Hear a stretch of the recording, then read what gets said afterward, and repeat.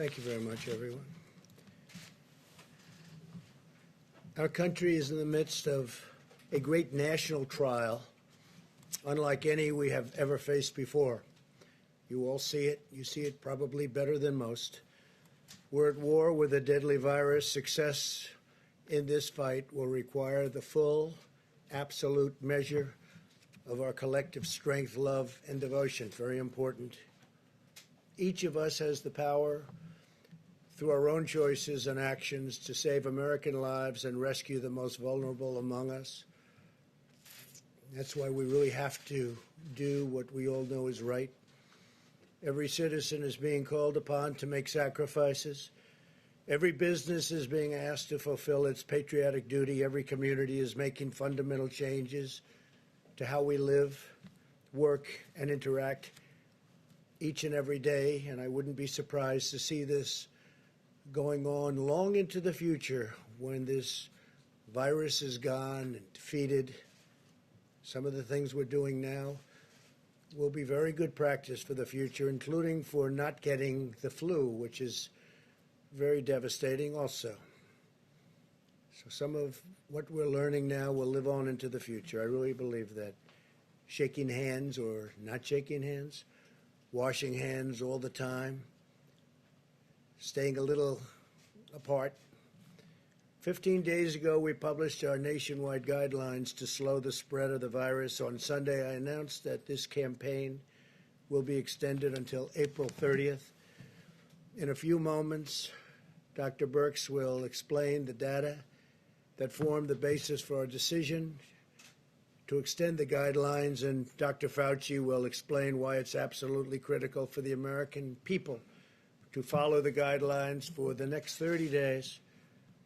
It's a matter of life and death, frankly. It's a matter of life and death. I know our citizens will rise to the occasion, and they already have sacrificed a lot. We had the greatest economy in the history of our country. We had the greatest economy in the world. We had the best unemployment numbers and employment numbers that we've ever had by far. And in one instant, we said, we have no choice but to close it up. Just as Americans have always done, they will do a job like few have seen before, and they're proud to do it, and I see that. There's a great pride going on right now. Before we hear from our experts, we have a few other announcements today. The Treasury Department and Small Business Administration announced further details on the Paycheck Protection Program, which was made possible by the $2 trillion relief bill I signed into law last week. Nearly $350 billion in loans will soon be available through lending partners to help small businesses meet payroll and other expenses for up to 2 months. These loans will be forgiven as long as businesses keep paying their workers. This includes sole proprietors and independent contractors.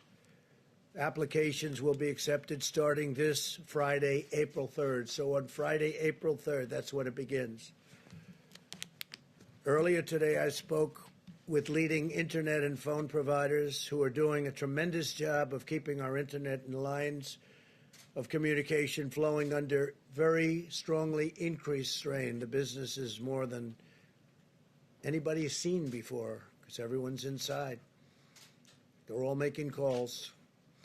Among the leaders I spoke to were Hans Vestberg of Verizon Communications, Randall Stevenson of AT&T, Mike Sievert of T-Mobile, Thomas Rutledge of Charter Communications, Brian Roberts of Comcast, John Malone of Liberty Media, Dexter Goy of Altice, Michael Combs of Sprint, and Araya Borkoff of LionTree. Also, Pat Esser of Cox Communications and Jeffrey Story of CenturyLink. They're doing an incredible job. If you look at other continents, if you look at Europe, they went a different route than we did, and a much different route. We were talking about that just a little while ago. And they're having tremendous problems. Other countries are having problems. Other continents are having problems. But with business at a level that nobody's seen it before, on the internet, it's holding up incredibly well. And they expect that to continue no matter what happened. And no matter how much more it gains, which if it can gain more than it already is, I don't know, because they're setting records. Let me also update you on the distribution of urgently needed resources and supplies. And we have a lot of numbers. I'm going to let Mike Pence speak to that in a little while. But we're giving massive amounts of medical equipment and supplies to the 50 states. We also are holding back quite a bit. We have almost 10,000 ventilators that we have ready to go. We have to hold them back because the surge is coming, and it's coming pretty strong. And we want to be able to immediately move it into place without going and taking it. So we're ready to go, and we've also distributed.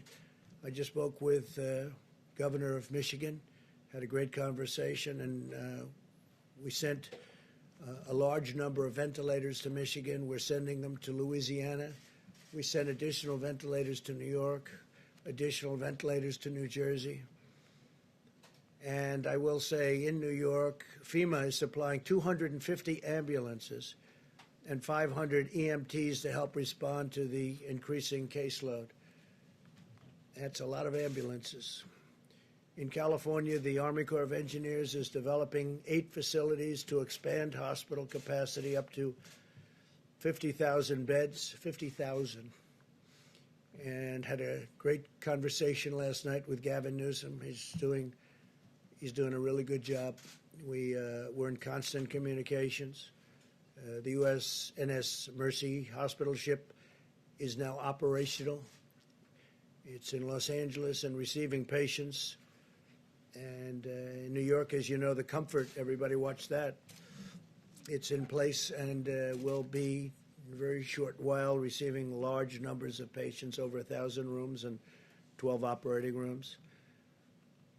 FEMA has also provided 100 travel trailers to assist with housing needs, and we're ordering hundreds more. In Michigan, FEMA will soon deliver, in addition to the ventilators, 250-bed field hospital, and Army Corps of Engineers is evaluating locations to build alternate care facilities. So we're doing a field hospital in Michigan of 250 beds, and we may be doubling it up soon, depending on the need. They're doing a good job with beds in Michigan, but they may need more than the 250. So FEMA and the Army Corps of Engineers are prepared to go there quickly and get it done. In Louisiana, we're delivering 2 field hospitals to provide 500 new hospital beds. I've been talking with the governor, John Bel Edwards, and the Army Corps of Engineers has been really doing incredible work, establishing 3,000-bed alternate care site at the New Orleans Convention Center, which will be operational, believe it or not, this week. So we're doing a 3,000-bed alternate care site, and we're also doing a 500-bed new hospital. And that's in Louisiana, which really got hit. It started off very late, and it was looking good, and then all of a sudden it just reared up, came from nowhere. In addition to the supplies we're delivering, we're also giving hospitals the flexibility to use new facilities, including surgical care centers, to care for hospital patients who are not infected.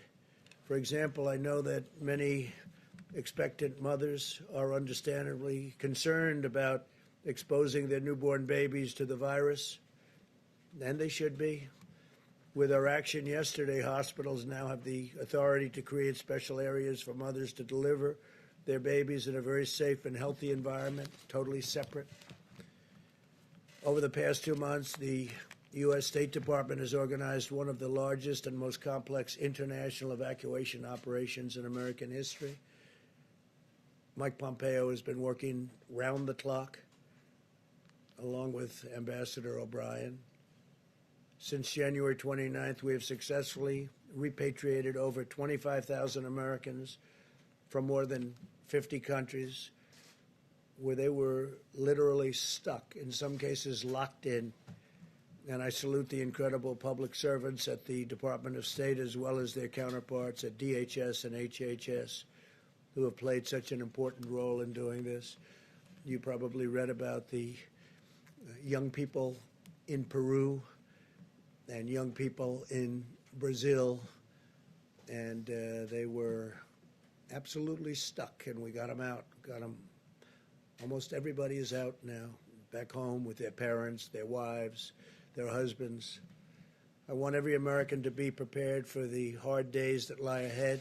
We're going to go through a very tough 2 weeks.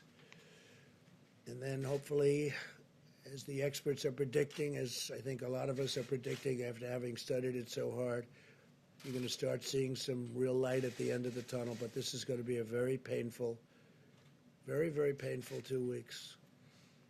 When you look and see at night the kind of death that's been caused by this invisible enemy, it's incredible. I was watching last night Governor Murphy of New Jersey say 29 people died today, meaning yesterday, and others talking about numbers far greater. But you get to know a state. I know New Jersey so well, and you hear 29 people, and hundreds in other locations, hundreds in other states.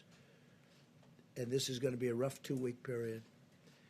As a nation, we face a difficult few weeks as we approach that really important day when we're going to see things get better all of a sudden. And it's going to be like a burst of light, I really think and I hope.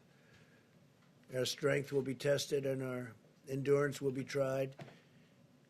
But America will answer with love and courage and ironclad resolve. This is the time for all Americans to come together and do our part. I appreciate a lot of the media. We've had a lot of really good things said. I think only good things can be said when you look at the job that's been done. I just spoke with Franklin Graham, who's an extraordinary person. And Samaritan's Purse has been, like so many others, just been amazing and so fast. They did it so fast. He's been doing that for a long time, but I think people are really seeing what they have done. Franklin Graham, very special family. As we send plane loads of masks and gloves and supplies to the communities battling the plague, and that's what it is. This is a plague.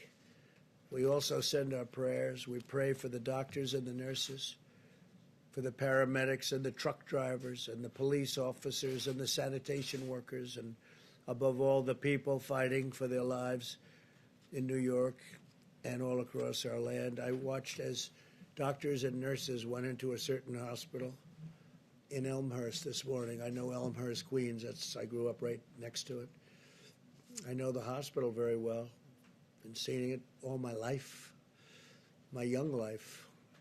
And I will tell you that to see the scenes of trailers out there and what they're doing with those trailers, they're freezers, and nobody can even believe it. And I spoke to some of my friends. They can't believe what they're seeing. And I watched the doctors and the nurses walking into that hospital this morning. It's like military people going into battle, going into war. The bravery is incredible. And I just have to take my hat. I would take my hat. If I were wearing a hat, I'd rip that hat off so fast, and I would say you people are just incredible. They really are. They're very brave. They're going in, and they don't know. You have lots of things flying around in the air. You don't know what you're touching. Is it safe? And you also see where you have friends that go into the hospital, and you say, how is he doing 2 days later? And they say, sir, he's unconscious, or he's in a coma. So things are happening that we've never seen before in this country. And with all of that being said, the country's come together like I've never seen it before. And we will prevail, we will win, and hopefully it will be in a relatively short period of time.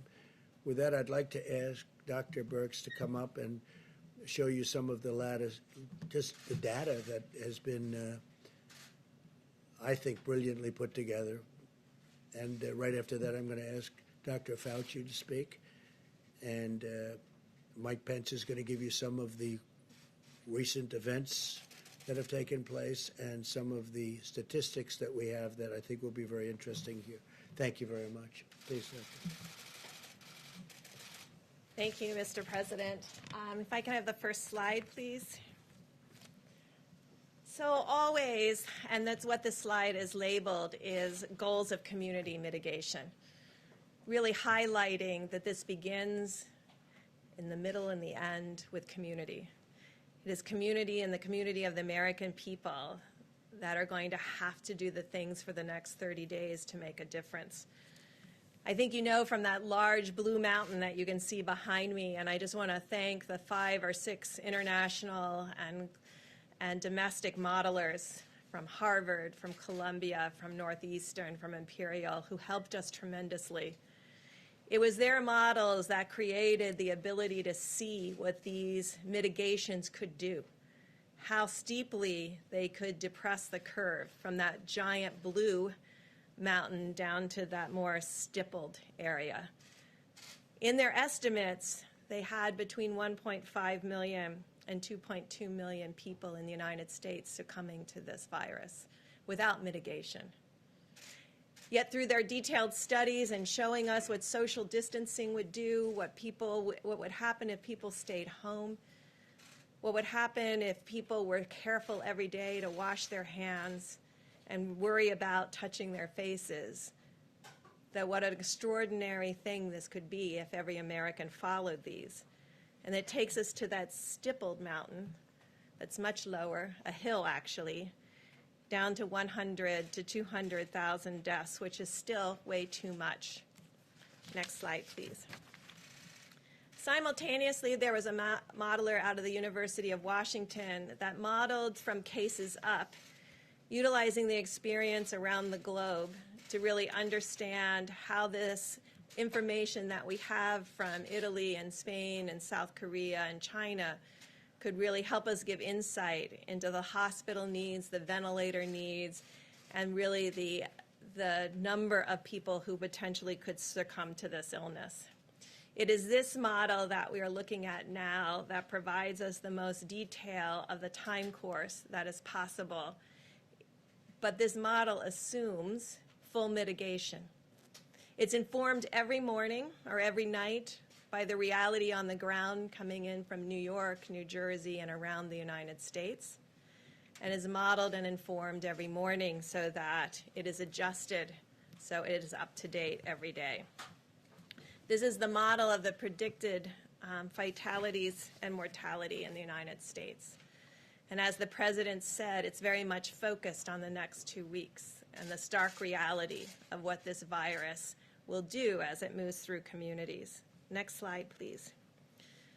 But this is a slide that gives us great hope and understanding about what is possible. On the bottom of the slide, where you can barely see that blue line at the very bottom, that's the current cases in California, the cumulative cases in California, where they're doing significant testing. The next line up is Connecticut. The orange line is New Jersey. The blue line is New York. The yellow line is Washington. We all remember Washington State. It was just a month ago when they started to have the issues in Washington State, but they brought together their communities and their health providers, and they put in strong mitigation methods and testing. And you can see what the result in Washington State and California is. But without the continuation for the next 30 days, anything could change. Next slide, please. So I'm sure you're interested in seeing all the states. So on this slide is all 50 states and the District of Columbia. But I think it shows in stark reality the difference between New York and New Jersey and other states with similar populations and urban areas. Our goal over the next 30 days is to ensure the states that you see, the 48 across the bottom, maintain this lower level of new cases with the hope that we don't have significant outbreaks in other states and other metro areas as the community comes together to work together and ensure that the healthcare providers around the globe and in the United States are strengthened by our resolve to continue to mitigate community by community. This is done community by community. We all know people are in their states and in their communities.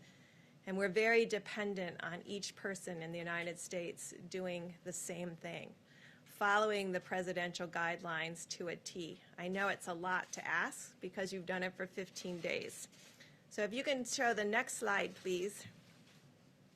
So this is what gives us a lot of hope. This is the case finding in Italy. And you can see that they're beginning to turn the corner in new cases. They're entering their 4th week of full mitigation and showing what is possible when we work together as a community, as a country, to change the course of this pandemic together. It is this graphic and the graphic of many of the states that gives us hope of what is possible with continuing for another 30 days. Amidst all that hope, I must say that like we warned about Detroit and Chicago, we start to see changes in Massachusetts. New Orleans continues to be a problem of new cases, although they're stabilizing. And I think it really shows the depth of dedication of the American people to the healthcare providers, because they can see the strain that this puts on every nurse, doctor, respiratory therapist, pharmacist, and laboratory technician that's working together to stem this tide of unrelenting sick people coming to their doors. No one has been turned away. No one who has needed ventilation has not received ventilation. But you can see how stressful it is for each of them. So I know it's stressful to follow the guidelines, but it is more stressful and more difficult to the soldiers on the front line. As we started, and we will end with its communities that will do this, there's no magic bullet. There's no magic vaccine or therapy. It's just behaviors.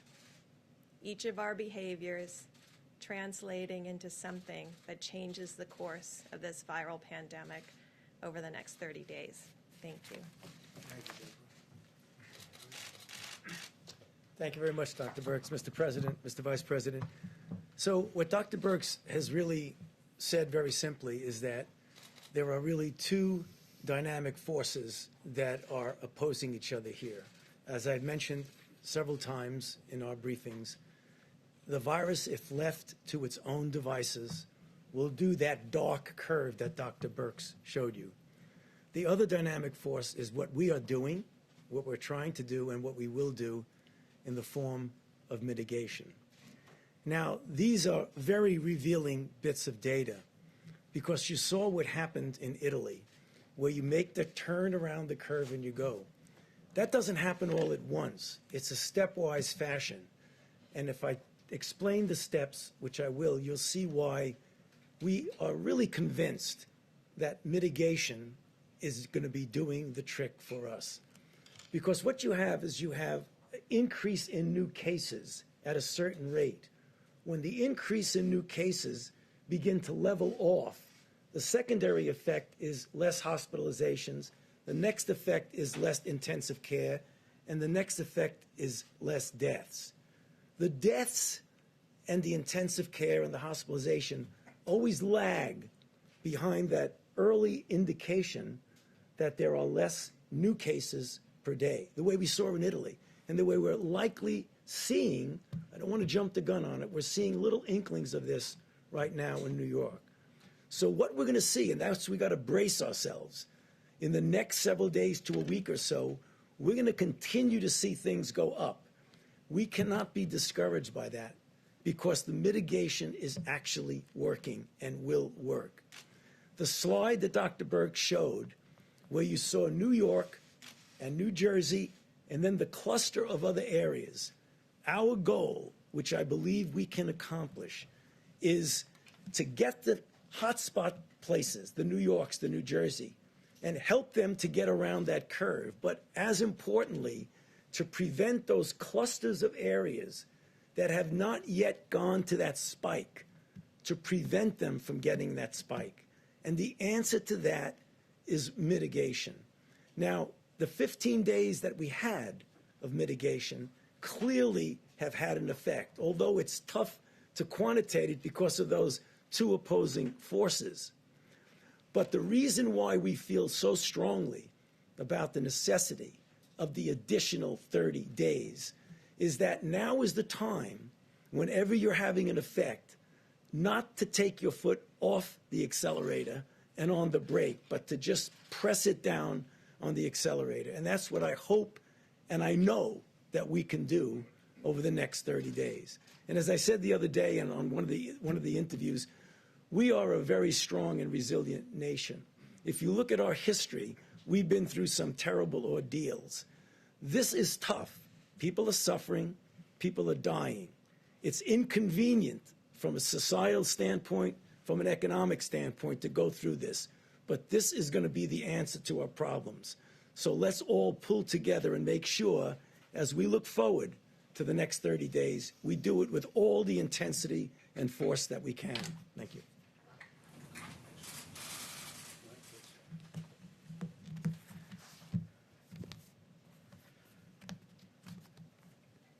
Thank you, Mr. President, and to Dr. Birx and Dr. Fauci. I know I speak on behalf of the President and people all across this country when I express our great admiration and appreciation to both of you for helping to steer our nation through this challenging time. The American people have now seen what the President saw when he made the decision at the end of 15 days to slow the spread, to ask the American people to give us 30 more days, to continue to put into practice the President's coronavirus guidelines for America. And as you just heard from the experts, we have reason to believe that it's working. As Dr. Fauci just said, there are difficult days ahead. Our hearts and our prayers go out to the families that have lost loved ones, and those, as the President just reflected, who we know are struggling at this hour in hospitals across the nation. But to each and every one of us, do not be discouraged, because what you can do to protect your health, the health of your family, what you can do to ensure that our healthcare providers have the resources and our hospitals have the capacity to meet this moment is put into practice the President's coronavirus guidelines for America. It really is what every American can do. 30 days to slow the spread, 30 days to make a difference in the lives of the American people, American families, and the life of our nation. Allow me to give you a few brief updates before the President takes questions. First and foremost, we continue to work very closely with governors around the nation. The President and I spoke to all the governors, all the states and territories yesterday, and since we were last together, the President and I have spoken directly to several governors around the country, including Illinois, Louisiana, Michigan, New York, and other states. At the present moment, the President has declared 29 major disaster declarations and authorized 10 different states to use full federal funding, so-called Title 32 funding, to pay for their National Guard. And as of this afternoon, FEMA reports some 17,000 National Guard have been activated in states around the country to provide support for coronavirus response. On the subject of testing, we have now completed more than 1.1 million tests around the country. We're working very closely with governors around America to assist them in drive-through and community testing centers. I spoke with Governor J.B. Pritzker of Illinois today about a testing center that they've established in cooperation with the U.S. Public Health Service. We remind every governor and every laboratory and hospital in the country it's imperative that you continue to report daily to the CDC the results of those tests to give us the visibility on the data to best inform resource decisions. Also, we reiterated today to governors in person and also through correspondence to every governor, the importance of using their National Guard, if need be, to move medical supplies. FEMA is very busy, as you'll hear in a moment, delivering literally millions of supplies to states around the country. But we're urging every governor to make sure to work with their state emergency management team and maybe use the National Guard to move those supplies from warehouses to hospitals. At the present moment, as the President said, we've distributed more than 11.6 million N95 masks, more than 8,100 ventilators around the nation, millions of face shields, surgical masks, and gloves. We initiated an air bridge that the President announced yesterday. Flights have arrived in New York, one arrived in Illinois yesterday, and a flight will arrive in Ohio in the next 24 hours. FEMA is literally working and contracting around the world with now more than 51 flights that will be bringing vital medical supplies. On the subject of ventilators, FEMA is currently delivering 400 ventilators to Michigan, 300 to New Jersey, 150 to Louisiana, 50 ventilators to Connecticut, and in the last week and in the week ahead, more than 450 ventilators to Illinois. This is in addition to more than 4,400 ventilators that the President and FEMA directed to the state of New York. We just want people that are working on the front lines that the President just spoke about, Dr. Birx and Dr. Fauci spoke about. We want you to know help is on the way. And at the President's direction, we're going to leave no stone unturned anywhere in America or anywhere in the world to make sure that you have the resources and the equipment to do your job. So again, I want to just say thank you, America. Thank you for stepping up. Thank you for putting into practice the 15 days to slow the spread. And thank you for the response that tens of millions have already had for the 30 days to slow the spread. We encourage each one of you, as we have governors around the country, to spread the word about the guidelines. Listen to your state and local authorities in areas that are more greatly impacted. We continue to urge people in the areas of New York, New Jersey, and Connecticut to refrain from travel around the country, and people who've traveled from that area, check your temperature and self-quarantine for 14 days.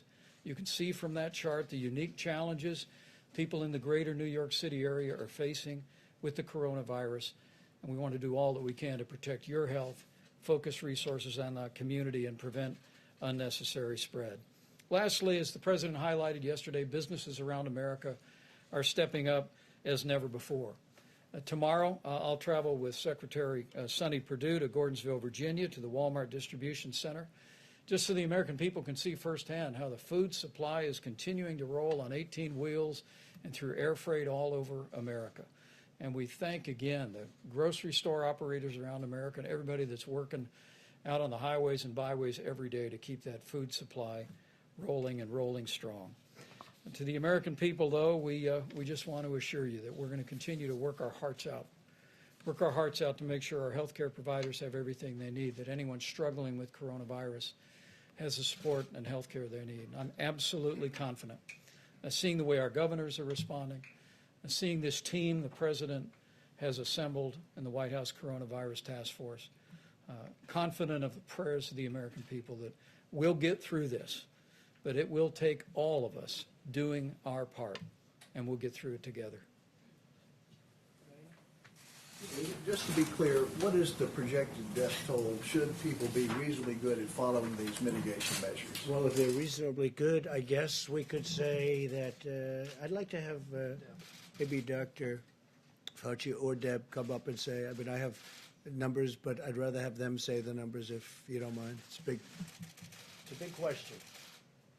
So, of course, this is a projection, and it's a projection based on using very much what's happened in Italy and then looking at all the models. And so, as you saw on that slide, that was our real number, that 100,000 to 200,000. And we think that that is the range. We really believe and hope every day that we can do a lot better than that, because that's not assuming 100% of every American does everything that they're supposed to be doing. But I think that's possible. Over the next 2 weeks, you said that the next 2 weeks are going to be very painful. Is the bulk of this going to happen over the next 2 weeks? You have an upslope. So as mortality, the fatalities to this disease will increase, and then it will come back down, and it will come back down slower than the rate at which it went up. And so that is really the issue, how much we can push the mortality down. Yeah. So our hope is to get that down as far as we possibly can. The modeling that Dr. Berg showed predicts that number that you saw. We don't accept that number that's what's going to be. We're going to be doing everything we can to get it even significantly below that. So, I don't want it to be a mixed message. This is the thing that we need to anticipate, but that doesn't mean that that's what we're going to accept. We want to do much, much better than that. But doctor, when we look at the curve, it goes much further in time. So we would have deaths and cases for much longer. I mean, we do expect So you can put up slide number 2. So that's a generic. I'm sorry, if you can go back to the slides and put up slide 2. Okay, so what I showed you was a generic picture of what happens in an epidemic when you mitigate. So no mitigation, mitigate. This is based on the experience around the globe with this particular virus. And so it does have a tail, but the peak you can see by this projection, and this is the IHME data. The peak is over the next 2 weeks, and this is tracking mortality, so the number of fatalities from this virus. And so that's the part that we think we can still blunt through the superb medical care that every client is receiving, but also even more stringent people following the guidelines.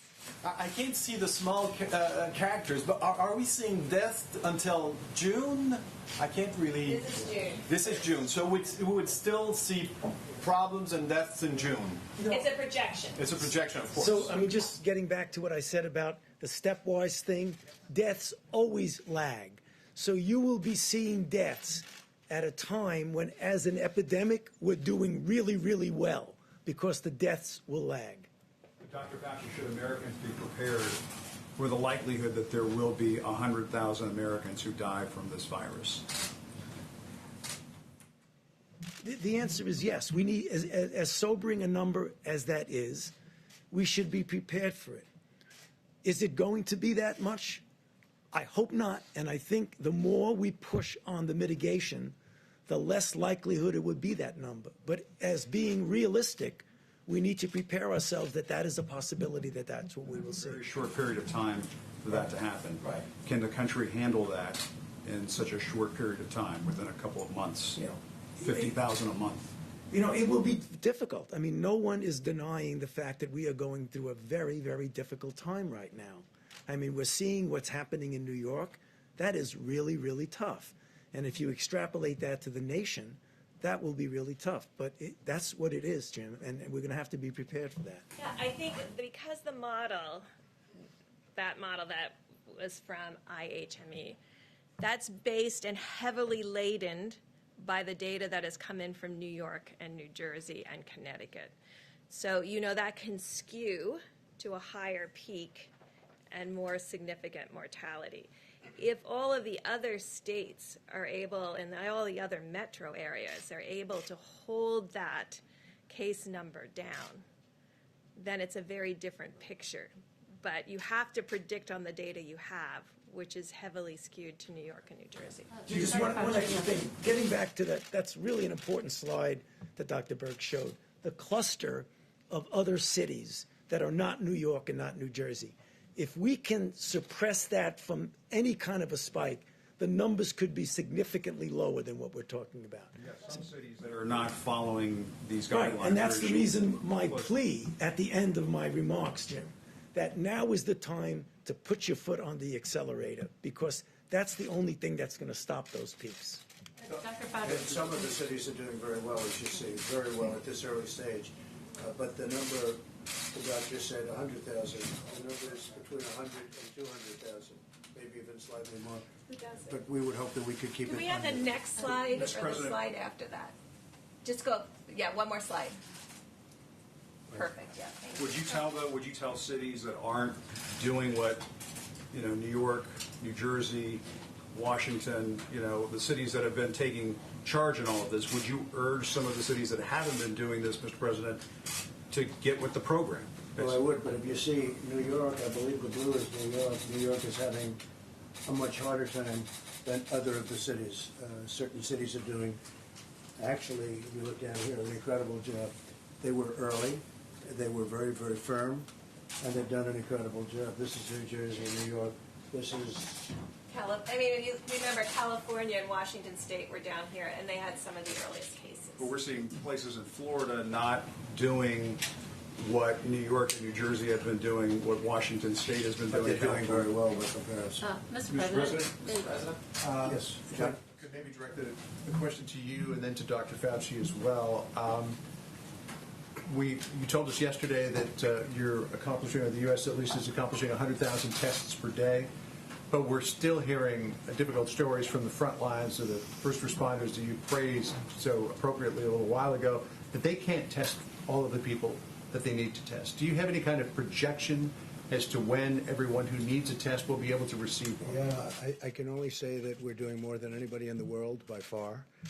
We are testing highly accurate tests. These are tests that work. As you know, many tests are being sent to countries and they're broken.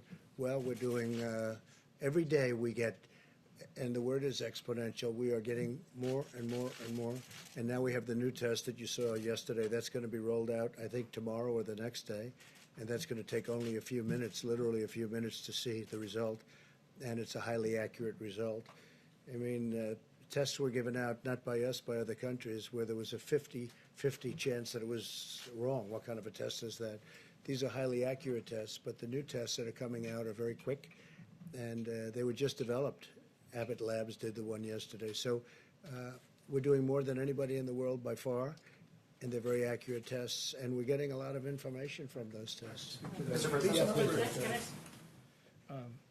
The test President unveiled yesterday, the Abbott Laboratories test, which is a 15-minute test.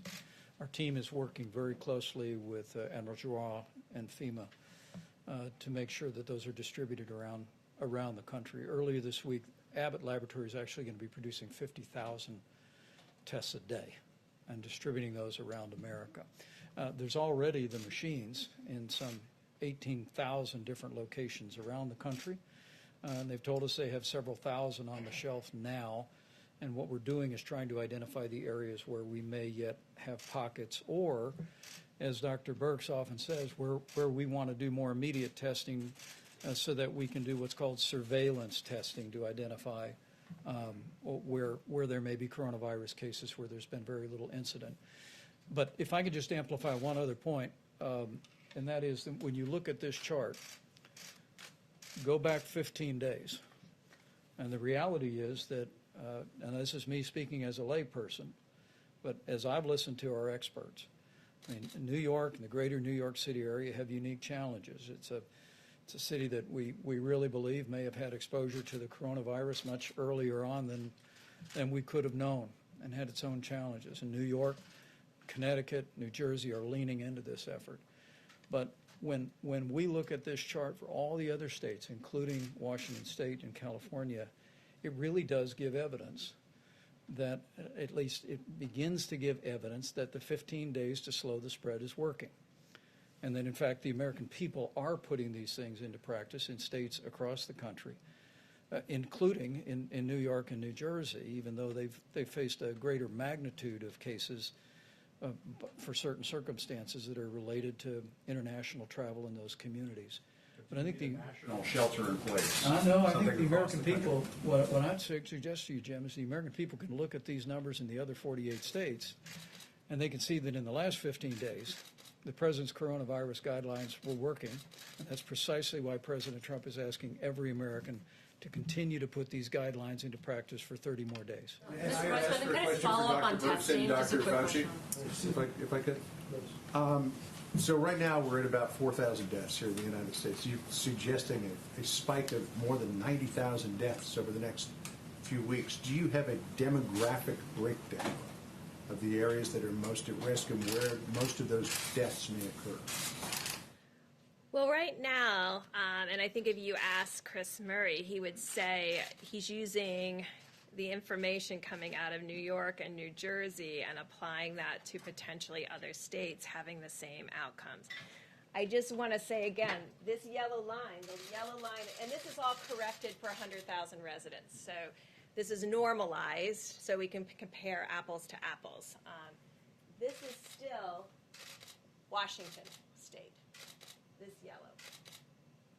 So they've been able to, for a long time of measuring cases, not have a spike. So it's possible, and we're watching very closely to make sure it doesn't have a spike. But that's what the people in Washington State are doing. This is what every community, Washington State early, about 2 weeks before New York or New Jersey. California, a week before New York or New Jersey.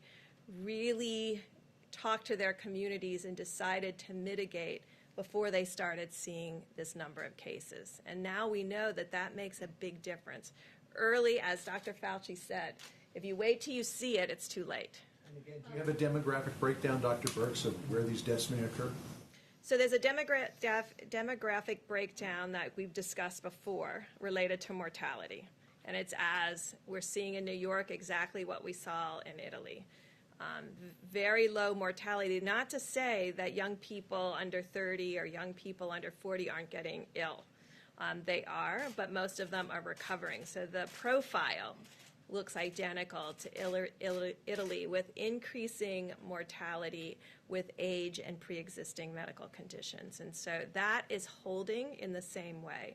But what we're hoping is that through the work of communities, and again, it comes down to communities. This is communities deciding that this is important to them to not have the experience of New York and New Jersey. And I think, we are worried about groups all around the globe. I mean, I don't know if you heard the report this morning, there's 8,000 ventilators in the UK. If you translate that to United States, that would be like the United States having less than 40,000 ventilators. We have 5 times that amount. So, I mean, these are the things that everybody is having to face. And I think the United States is in an excellent position from our medical care position, but we don't want to have to test that system. We want this to be a much smaller epidemic with much smaller mortality. Can I just follow up on the testing question real quick before we move on? So the testing numbers, I understand 1 million tests done is a big increase, but we were told there would be 27 million tests available by the end of the month. So can you outline where in the supply chain, where in the logistics chain are those other 26? Yeah, where are the other 26 million tests right now? I think this is just for purposes of clarifications. There's a difference between sending a test that can be administered to a test being done. Because a month ago or more, the president brought together the top commercial labs in America and said, we need you to partner with us to create a brand new system that would rapidly process tests. We're now at 1.1 million tests, and we believe it's a fair estimate that we're testing about 100,000 Americans a day. That'll continue to grow. It'll continue to accelerate. But I think the misunderstanding early on was there were many tests being distributed, many test kits being sent, but under the old system, as the president's described it, the antiquated system, those were being processed in state labs or at CDC or in private labs on a very slow, methodical system that could only produce maybe 30 to 50 tests a day. But this new partnership that we have with commercial laboratories allows the progress we're making. But the breakthrough with Abbott Laboratories now moves to point of care, which means you're going to have devices and tests that people will literally be able to take at their doctor's office, at a hospital, at a clinic, at a nursing home, and have the results in 15 minutes. So those 26 million tests we were talking about, were those tests under the old antiquated system? And yes. Now, so are we still even using those 27 million tests, or have we just completely moved on to the point? The answer is yes, now through the new system. Even today, which is, I have to say, coming out of laboratories and developed tests and worked on vaccines and then gone to the field to actually combat epidemics, it is disappointing to me right now that we have about 500,000 capacity of Abbott tests that are not being utilized. So they are out, they're in the states, they're not being run and not utilized. So now we have to figure out, how do we create awareness? Because sometimes when you put an early platform out, like our first platform out in the high speed was Roche. So you get that out, people get dependent on that, and then don't see that there's availability of other tests. So right now, there's over 500,000 tests sitting, capacity, that are not being utilized. So we're trying to figure out, how do we inform states about where these all are? How do we work through every laboratory association so they're aware? And how do we raise awareness so people know that there's point of care, there's Thermo Fisher, there's Abbott testing, and there's Roche. And if you add those together, that's millions of tests a week. They're not being reported. And they're not, and so those are the But they're not being reported. or they're not even being used. So that's what's really, so that's what we're working on. What's the reason they're being used? Because when people get used to a single platform, they keep sending it back to that lab. So it's getting in a queue to wait to get on a Roche machine rather than being moved to this other lab that may have Abbott capacity, because they're all in different laboratories. And so I think, well, actually, Admiral Giroir is figuring it out to really create some kind of visual so that every governor and every health commissioner can see all of their capacity in their countries, in their states, county by county, so that they know where the tests are. So we pushed a lot of tests out, but they're not all being utilized. And it's up to the people, and they don't send them back. They use them, they don't send them back. And Doctor, go ahead, please. No, Dr. Birx explained it very, very well. I just want to get back, John, to your question. It's a logical question. When you look at the number, you want to know what the demography is going to be. This is a number that we need to anticipate, but we don't necessarily have to accept it as being inevitable. And that's getting back to what I'm saying about, we can influence this to a varying degrees. And if we influence it to the maximum, we don't have to accept that. That's something we need to anticipate. But I want to do, not I, all of us want to do much, much better than that. On that front, what do the models suggest is on the low end if you have full mitigation? Well, it says That was between full 100 and mitigation. 200,000. That was full mitigation. It says 100 to 200,000, anything, which is a lot of people, right? It's a lot of people. Well, you didn't ask the other question. What would have happened, because this is the question that I've been asking Dr. Fauci and Dr. Birx for a long time, and they've been working on this for a long time. The question is, what would have happened if we did nothing? Because there was a group that said, let's just write it out. Let's write it out. What would have happened? And that number comes in at 1.5 to 1.6 million people, up to 2.2 and even beyond. So that's 2.2 million people would have died if we did nothing. We just carried on our life. Now, I don't think that would have been possible, because you would have had people dying all over the place. This would not have been a normal life. How many people have even seen anybody die? You would have seen people dying on airplanes. You would have been seeing people dying in hotel lobbies. You would have seen death all over. So I think from a practical standpoint, that couldn't have been carried out too far. But if you did nothing on the higher side, the number would be 2.2 and maybe even more, and on the lower side, 1.6 million people. Understood, but if 100,000 is the number with full mitigation, how do you push it? How do you push it lower? So no, we'll go together. We've been at this a long time. You go first. So, John, it's an obvious, very good question. If this is full mitigation and it's 100,000, why am I standing here saying I want to make it better? Because that's what the model tells you it's going to do. What we do is that every time we get more data, you feed it back in and relook at the model. Is the model really telling you what's actually going on? And again, I know my modeling colleagues are going to not be happy with me, but models are as good as the assumptions you put into them. And as we get more data, then you put it in, and that might change. So even though it says, according to the model, which is a good model that we're dealing with, this is full mitigation. As we get more data, as the weeks go by, that could be modified. Why does the model now, the top line on the lowball estimate, why does that not top out? I think it said 240,000, not 200,000. Is that a change? Is that because the states haven't been doing enough? It just has to do with if you had more New Yorks and New Jerseys, Chicago, Detroit, LA, Dallas, Houston, all of our major cities modeled like New York. That's what gets us into trouble. But I am reassured by looking at the Seattle line, by looking at the LA line, by looking at what California's been able to do, that is not something that I don't believe that's going to happen. That is the outside case of having 10, 15 metros like New York and the New Jersey metro area. New York had community spread pretty early undetected, so don't many of those other states, if not more of them, who had even less information, aren't they likely to see the same spike? Well, California and Washington State reacted very early to this. Yes, Washington State had some of the earliest infections. They have kept it low and steady, and for now a month has been tracking it with a small increase in the number of cases, but not this logarithmic form of the virus. And so that's the piece that we're trying to prevent. That's the piece that we're trying to prevent in New Orleans, in Detroit, in Chicago, and in Boston right now.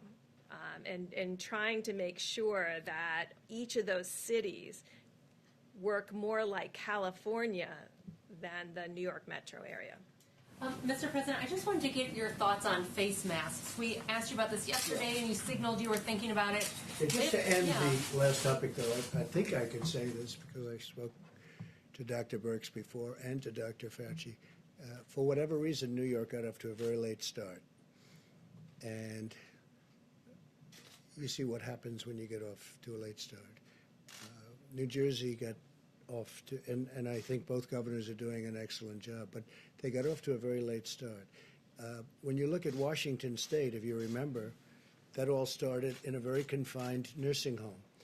And you had 20-some-odd people, I believe, dying in one home. That doesn't mean it escaped that home, and so they have a very different statistic than other states. But, I remember it very vividly, the nursing home in Washington State, where you had many people dying. Every day people were dying in the one exact location. So they were able to keep that, relatively speaking, into that location.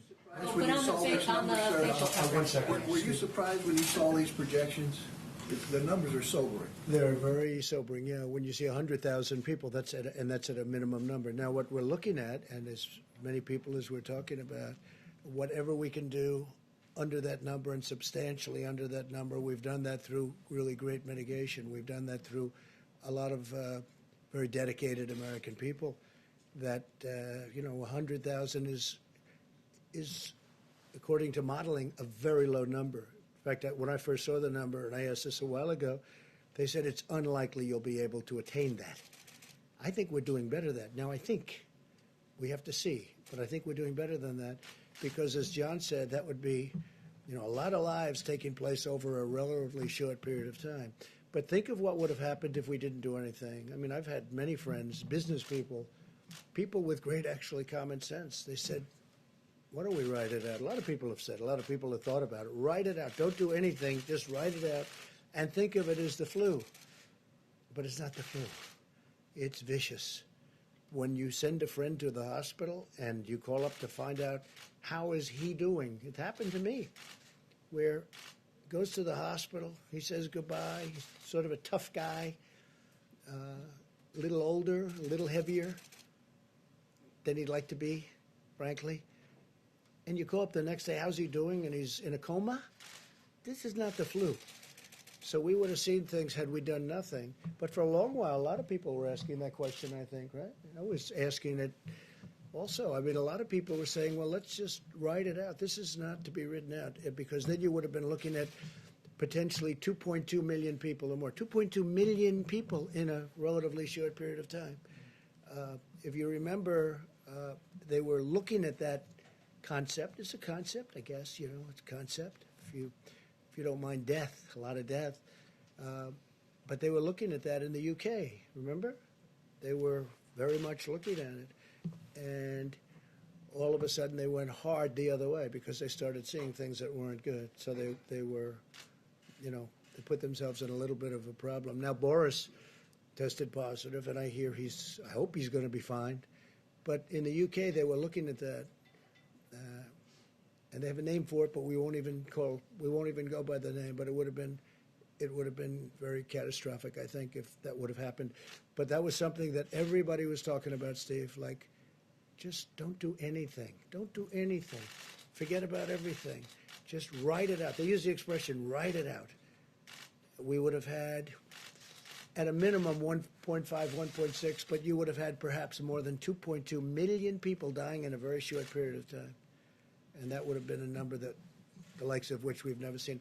So now when we look at our package that we just approved for $2 trillion, all of a sudden it seems very reasonable, right? When you're talking about 2 million lives, all of a sudden it seems very reasonable. I must say, a lot of people that have been seeing the more advanced numbers, because these are much more advanced numbers now. When you first started, we didn't know, and this was a different kind of a virus, and nobody knew that much about it. Even the experts, you don't really know where it's going. But then they see what goes on in Italy, and they see what goes on in Spain. And you see France is having a very hard time, and other countries having a very, very hard time. But once they see what's going on, they start making projections. So I hope they're going to be very high projections, but based on everything else, that would be the number. Let's see if we can do much better than that. I hope we can. Yeah, John? What about masks? You didn't answer a question about Yeah, masks. the mask. What's your recommendation? Okay. Well, I understand there's an issue with supplies. That's right. But if there was enough this for way. You everyone to can use a scarf. A scarf is, everybody, a lot of people have scarves, and you can use a scarf. Scarf would be very good. And my feeling is if people want to do it, there's certainly no harm to it. I would say do it, but use a scarf if you want, rather than going out and getting a mask or whatever. We're making millions and millions of masks, but we want them to go to the hospitals. I mean, one of the things that Dr. Fauci told me today is we don't want them competing. We don't want everybody competing with the hospitals where you really need them. So you can use scarves. You can use something else over your face. It doesn't have to be a mask. But it's not a bad idea, at least for a period of time. I mean, eventually you're not going to want to do that. You're not going to have to do that. This is going to be gone. It'll be gone. Hopefully gone for a long time. Mr. President, the mitigation steps that are on your 30-day plan, is that enough or is more needed? Have you been discussing that? Well, we're going to find out. behind We the scenes? hope it's enough. We hope it's enough. We hope we're at a level where we can say, let's go, because our country wants to get back to work. We really want to get back. Everybody wants to get back to work. Now, I could ask the doctors to answer that question, but we discuss that all the time. What do you think? Have they been recommending harsher Well, mitigation steps? I think we've been very harsh. I mean, you look at the streets. I looked at Fifth Avenue today on camera, and I didn't see anybody walking on the street. And I'm used to watching that street. You can't even see. You can't see the asphalt. You can't see the concrete. And you look at this, nobody. There was one car. It looked like it might have been a taxi cab, and it was in a time of the morning. Then normally there'd be a lot of people. I mean, I think the mitigation's been very strong. Please, Mr. President, will you confirm your plans to defer tariff payments for 90 days? And secondly, on I didn't do anything about tariff payments. I don't know who's talking about tariff payments. They keep talking about tariff payments, and we haven't done that. China's paying us. We made a deal with China. Under the deal, they're paying us 25% on $250 billion, and they pay it. And I spoke with President Xi the other day, and he didn't mention that. We didn't mention that. We had a great conversation, by the way, a really productive conversation having to do with many things. Most of it was on the virus, but we're not talking. Who are you with? Who are you with? If I could just clarify, who are you with? Wall Street Journal. There's reporting by the Wall Street Journal and Bloomberg that there's a plan in motion. I know it's incorrect reporting. Well, it might be, but I'm going to have to approve the plan.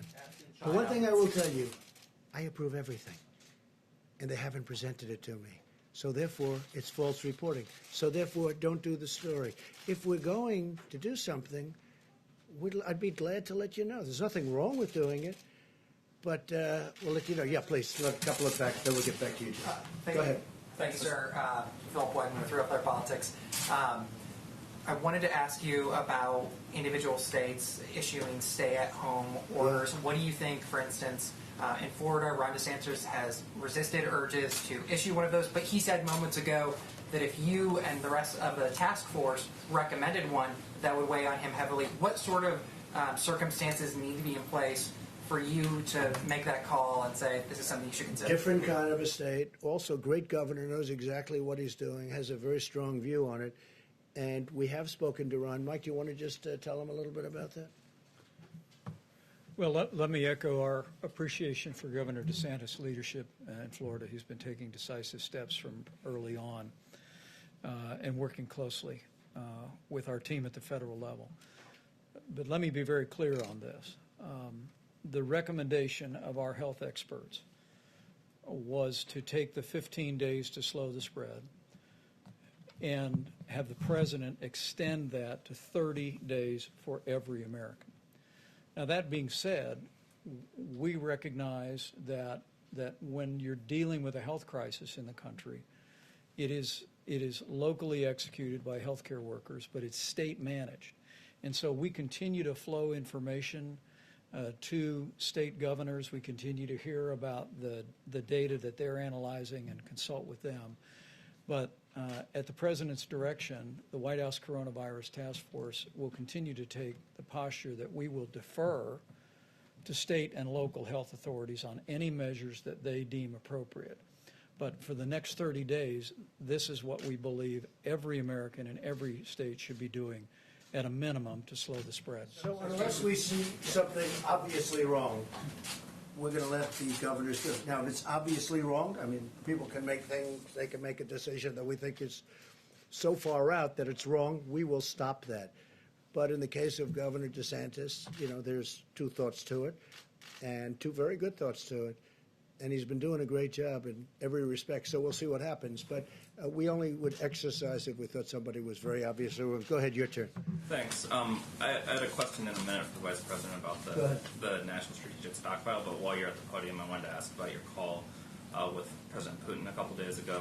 I know a big economic concern for a lot of people has been the state of oil prices right now. Yeah. So I'm wondering if you raised that with President Putin, if you were able to gain any we had a call. assurances. It was probably about that, the oil prices, because, as you know, Russia and Saudi Arabia are going at it, and they're really going at it, and by going at it to the extent that they are, the oil has dropped to a point where, look, it's the greatest tax cut we've ever given, if you look at it that way, because people are going to be paying 99 cents for a gallon of gasoline.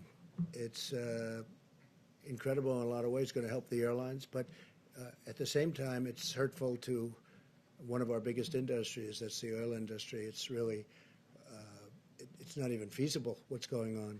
So I spoke to President Putin about that. I also spoke to the Crown Prince about that, Saudi Arabia. No, I think, yeah, they're going to get together, and we're all going to get together, and we're going to see what we can do, because you don't want to lose an industry. You're going to lose an industry over it. Thousands and thousands of jobs. We have, I don't know if you know, there's oil all over the oceans right now. The boats are all filled. The ships are, they're renting ships that were dying, that weren't doing well, and now, like, that's where they're storing oil, and they're sent out to sea, and they sit there for long periods of time. There's so much oil. In some cases, it's probably less valuable than water. In some parts of the world, water is much more valuable. So we've never seen anything like it. But the two countries are discussing it, and I am joining at the appropriate time if need be. We had a great talk with President Putin. We had a great talk with the Crown Prince. We also discussed, more so with President Putin in this case, the virus, because Russia's being hit pretty hard. And we discussed many things. Trade, we discussed a lot of things with both. But in the case of both, we very much discussed the oil and the oil prices. I mean, you look, it's $22, but it's really much cheaper than that if you want to negotiate. Nobody's seen that. That's like from the 1950s. It really is. You know, to think that it was 50, 60, 70, 80, and now it's 22. But, you know, if you put a good bid in at 9, I think you could probably get what you wanted, right?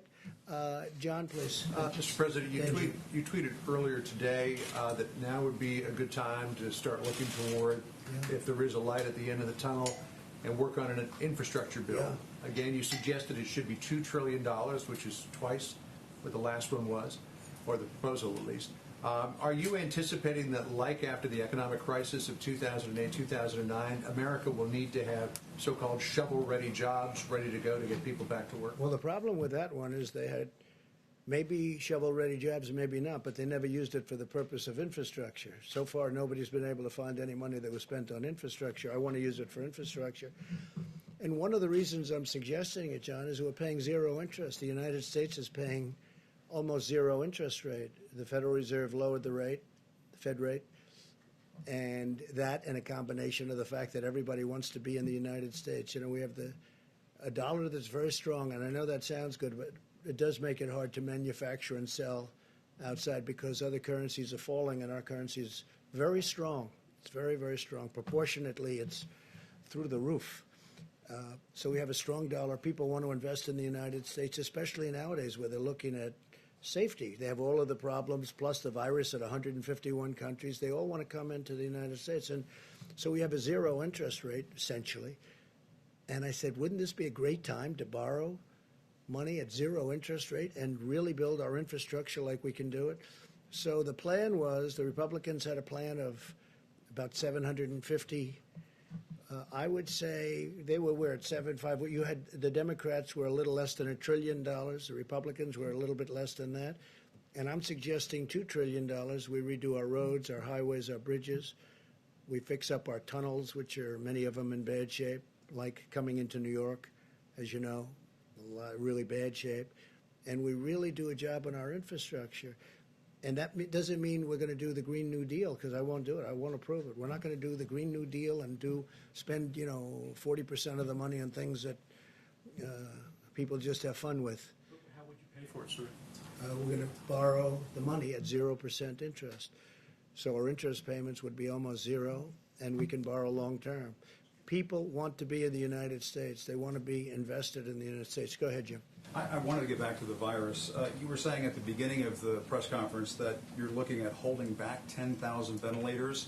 Is that because you need to pick and choose where these ventilators are going to have to go because of the nature of the pandemic? Right. Good how question. it's spreading? And also, I just wanted to ask Dr. Fauci and Dr. Birx, if it's possible after you finish, is that part of the reason why you're projecting 100,000 to 200,000 deaths, that there are going to be some people who aren't going to be able to get ventilators be put Actually, on a just the opposite, because we're holding back. We have almost 10,000, and we're holding because we're going to need them over the next couple of weeks as the surge goes on. You see the chart. We haven't hit the top yet, and we have to be able to move them immediately. And we can't take them because it's going to be very hard to do that. We can't take them to places that aren't needing them.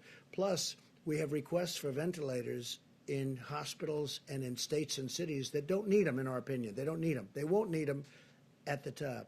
So we're holding it back for flexibility. We actually just took 600 and we sent them to different locations today. But we have close to 10,000, and we'll be able to get them, and we're all set to march. We have the National Guards and we have FEMA, and we're all set to move them to the places. So as per your second question, what we're going to do is save lives because of it, because otherwise we would not be able to get to the ventilators. And we don't know what the hottest spot is. ventilator shortage right now? In some areas we might.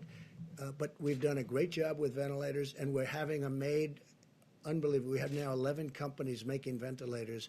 Now they'll be starting to arrive in the next week, but we've also grabbed a lot of them. Some hospitals had more than they were saying, or at least more than we knew about, which is a good thing, not a bad thing. But we want to be able to have, I guess the word would be flexibility, so that if the surge turns out to be much stronger in Louisiana, which it could, that we can immediately bring 1,000 or 2,000 to Louisiana. Otherwise, we wouldn't be able to get them. We wouldn't be able to say, listen, Governor Cuomo in New York, we want to take ventilators away from New York. And they'll say, well, we can't do that. It would be a disaster. So we have great flexibility. Now, when the surge occurs, if it occurs fairly evenly, we'll be able to distribute them very quickly before they need them. But we have a reserve right now. It's like having oil reserves, except more valuable, frankly. But we have a reserve right now, and we'll be able, and we also have a great team of people ready to deliver. They can move them fast. So when we see it going up in a certain state, and Louisiana could be one, and Michigan could be another with Detroit, because Detroit is having a lot of hard time right now. Detroit came out of nowhere, and that's what happens with this. It comes out of nowhere. So we are ready, Jim, depending on what happens, and we have a stockpile, and that's why it's called a stockpile. Now, a lot of the ventilators and a lot of the other equipment, rather than sending it to the stockpile, we had it sent directly to a hospital, to a location, to a place. So we didn't have the cumbersome nature of having it come in, unboxed, put in, and then deliver it. We have it brought, which they've never done before. They don't do that. Generally speaking, they don't do that. But we've had, I think, Mike, we've had tremendous success at doing that. That's for other items, including ventilators, where it's brought to the site that needs it. But we have a good supply of ventilators, and we're ready to go. We're all ready. We have trucks ready. We have everything ready because, as we're saying, John, this could be a hell of a bad 2 weeks. This is going to be a very bad 2 and maybe even 3 weeks. This is going to be 3 weeks like we haven't seen before. Should the hospitals be prepared for that? We're hearing from Well, I some think the hospital workers hospitals, saying that they're facing what looks like a medical war zone in some yeah, of these places. they are going to be facing a war zone. That's what it is. I've heard some of the paramedics and some of the doctors. They said they've been in war zones. They've never seen anything like this. You look at Elmhurst Hospital in Queens. I've never seen. I mean, I just think it's so, because that's a hospital that's near where I grew up. And it is a war zone in a true sense. Yeah, please. Yeah, on the ventilators, so we've been hearing from governors who say they are fighting amongst themselves, essentially bidding amongst themselves They shouldn't to be get these doing that. ventilators. If that happens, they should be calling us. Look, we have ventilators, but we've distributed thousands of ventilators. But they shouldn't be doing that. And if they need them that badly, we know. We have pretty good ideas of where they're going to need them. Some people, frankly, think they need them and they don't need them. I don't want to mention names, but there are some people that want them, and it's really not the right thing. Then you have some people that, I guess, automatically hoard a little bit. They want to have more than they think they need. But, you know, a ventilator is a very precious piece of equipment right now. It's hard to make. It takes a long time to make it. It's complex. Some of them are like the dashboard of an airplane. I mean, they're very complicated and very expensive machines, and some are much simpler. But we're ready to go depending on what happens. But we have some hospitals in some states that think they need ventilators, and we don't think they do. Now, if they do need them, we will have them there before they need them.